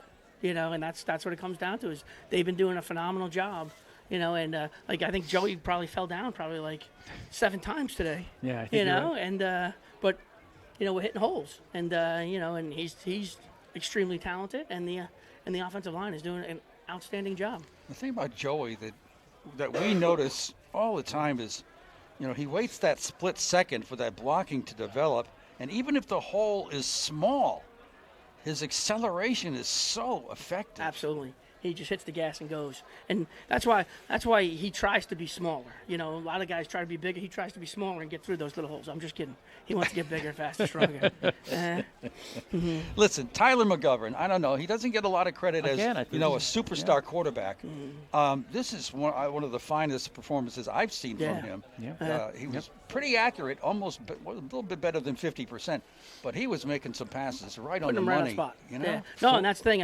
I think his biggest thing has been a little bit confidence, saying, hey, I'm carrying this team. How am I going with it? And I think when we said on 4th and 1, you got to make this play. Yep. And he did. Yeah. And I think that boosted the confidence, and then he just continued to go from it. 4 touchdown passes. Right, that's always good. And what their philosophy was, they were saying, hey, we're going to try to stop the run. Yep. And so that puts the pressure on the quarterback. And, he stepped up, and the receiver stepped up. They beat the guys one-on-one. I think that's a difference, too. Yeah. And that's another thing. You've developed this core of receivers, and even without a Brendan Nunes that gets the red shirt thing, but you've got Nestor, and you've got Travers, Danny, DeVito, and Hayden, Hume coming in. They're all coming and doing their thing at the right times, and well, you got to be impressed with how they've come along in such a short a period of time. For some of them, anyway. Right. And it's fun to watch them do that. You, to me, I read you as a very competitive individual. You think? Just a wild guess Just on my guess. part. Okay. And are you putting a lot of pressure on yourself because you don't want to have a losing season? You've never had one here. Never had one. No, I think every coach, every individual, they put pressure on themselves. They always talk about how, like, in the NFL and in the bigs is that, all this pressure that the coaches are taking. I don't think any coach feels any pressure from anyone else other than themselves. And every coach wants to win. They want to win every game. It's not the undefeated season. It's not the winning season. It's not a losing season. It's I want to win the next game. Okay. Every coach I've met, so many of them, and every one of them, they can't even remember 2 games ago. They want to win the next one. Yeah. Because it's just our mentalities is just let's go out and get the next one. And I think that's what's great about coaching against the people on the other side because I like them because they have the same mentality and it's so much fun going against people that you like. No, and that opening drive, they moved the football. We were scared up here. You were scared. Yeah. How did you guys? I was going to ask you how you felt. And that's what we said. It's like, hey, because you practice all week for it, and then all of a ssudden you see the speed of it, and it's like, okay, that's what it is. Now we got to settle down and react to it, and that's what happened. Yeah. And then they started to, okay, let's go with it. Because it's always tough, like you're trying to run their offense to show it, but you're just a hair slower, right, But then once they come out, it's like, okay, we saw it, and now let's react to it. And but that goes back to the heart and character issue. There's a lot of times when a team goes right through you, some guys pack it up and take it home, but these guys are just saying, hey, you know what? We've seen this before. Now let's see what we can do and put it together. And they didn't. They don't quit. Yeah. All right, I'm going to do name dropping here only because it'll further enhance and support what you're talking about. Mike Saunders, Stephen Dewey, Kyle Wisniewski, Elian Telford, Pete Noonan. Let's throw in the tight ends every now and then with Ryan Lawton and Joe Hyland. Mm-hmm. And then you got to say Jason Angelino also was playing today because Stephen Dewey hurt his knee, so he went out. Oh, okay. And then Jason Angelino got Jason hurt. got shaken up there. And then Omar Godoy has to come in. So it's I real. I did see Omar, yeah. It's tough when you have those guys, but those guys up front are working hard, as a unit together, and that's something that you love to see. Yeah. Mm-hmm. Seeing Jason Angelino here in extreme discomfort on the sideline. Mm-hmm. And I don't know how many minutes later, he's out there running around again. Really? For a play or two. No, he didn't go back in. No, he didn't go back? No. I thought I saw him out there. Yeah. Okay. Well, he's still a good guy. So, okay, you come up with a win that's very helpful. I mean, you're not going to get a postseason bid, which is a rarity. Right. But you got Husson, you got Curry. Right, but before that, even it's Military Appreciation Day, so you do it for those guys. I mean, people that protect us, they let us come here and play a game and everything. And, hopefully they got some enjoyment out of today. And so we were doing it to thank them because they're our heroes. So it's great for us to get a win on a game for them. So I appreciate that. Yep. Mm-hmm. And they didn't see you out there in the camouflage and try to draw you back into the military or No, something? I'm a medical reject. There's too many things wrong with me. Okay. Mm-hmm. All right. We could take a lot from there and have fun, but we'll just let that go. But how long will you enjoy this before you start looking at Husson? Midnight. Okay. Midnight. You enjoy it till midnight, then it's time for the next week. Well, it was impressive. It really was. Thank you. And congratulations. That was a hell of a win. Thank you. Yeah, really good job. All right. Thank you, Mr. Gilmartin. And you are pretty cute. All right. And where did we leave off in the scoring? Do you remember? Yeah, I think we were about 900 points in with 1,200 more to go. Anyway, no, it was so it was 10-7 at the end of the first quarter. UNE had the lead. Into the second quarter with 11:58 to go in the second quarter, Salve put together a 7-play, 72-yard drive. Hayden Hume took a 24-yard touchdown pass from McGovern. And that made it 14-10 Salve. About 3 minutes later, with 9:02 left to go in the half, Salve goes 6 plays, 80 yards. Pat Travers with a 23-yard catch from McGovern. 21-10 Salve. Again, with 6 minutes to go in the half, Salve again, 6 plays, 21 yards. That was after a fumbled kickoff. Joey Moriello took it in from the 1-yard line. That made it 27-10. And then finally, late in the first half, UNE with 14 seconds left to go, 15 plays, 72 yards. Ryan Gabbery, is that correct? Yes, sir. 6-yard pass from Peters. That made it 27-17 at halftime. And we thought we were going to have ourselves a pretty rocket and roll in second half, except for one thing. It was all Salve in the second half. Third quarter, 11:20 to go. In the third, 9 plays, 64 yards, Danny Hoffman. 12-yard pass from McGovern. Kick was no good. It was 33-17. 9:25 left to go in the third. They got the ball at the 47-yard line, and one play, 53 yards. Mike Nestor, a 53-yard touchdown pass from McGovern, and they're still wondering where Nestor came from because nobody came anywhere near him on the play. It was 40-17. Still in the third, 1:56 left to go. 14 plays, 70 yards. Well, they didn't get the touchdown, but Angelo DeSanto kicked a 23-yard field goal. We finished the third quarter at 43-17 Salve. With 6:05 left to go in the game, Salve puts together a 6-play, 39-yard drive, and Nick Lane takes a 17-yard pass from Jack McGuire. The kick was good, and it was 50-17. Salve wraps up the scoring with 4:02 left to go. They had a 3-play drive, if you will, that went minus 2 yards, but Angelo DeSanto kicked a 30-yard field goal to put the final touch on it. 53-17, Salve over UNE. 26-0 in the second half. Yeah, that's exactly what they wanted, and that's what they got. So here are some of the key stats. Some of the key stats. We'll hit the highlights. Joey Moriello, 31 carries, 193 yards, 6 yards a carry, and 2 touchdowns. Tyler McGovern was 10 for 19 passing for 206 yards and 4 touchdowns. The touchdowns by Hume, Hoffman, Nestor, Pat Travers, and then Nick Lane got one from Jack McGuire, who also had a touchdown pass.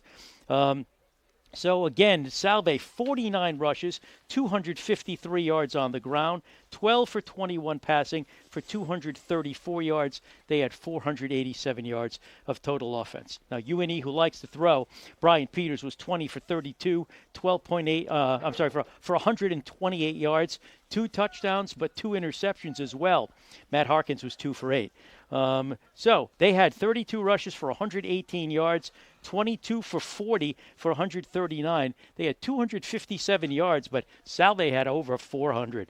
First half, they had 216 yards of offense, which gives them 41 yards of offense in the whole second half. That's amazing. So there it is. Impressive. Our last time out right here, and then we wrap it up from Toppa Field. Corrigan Financial.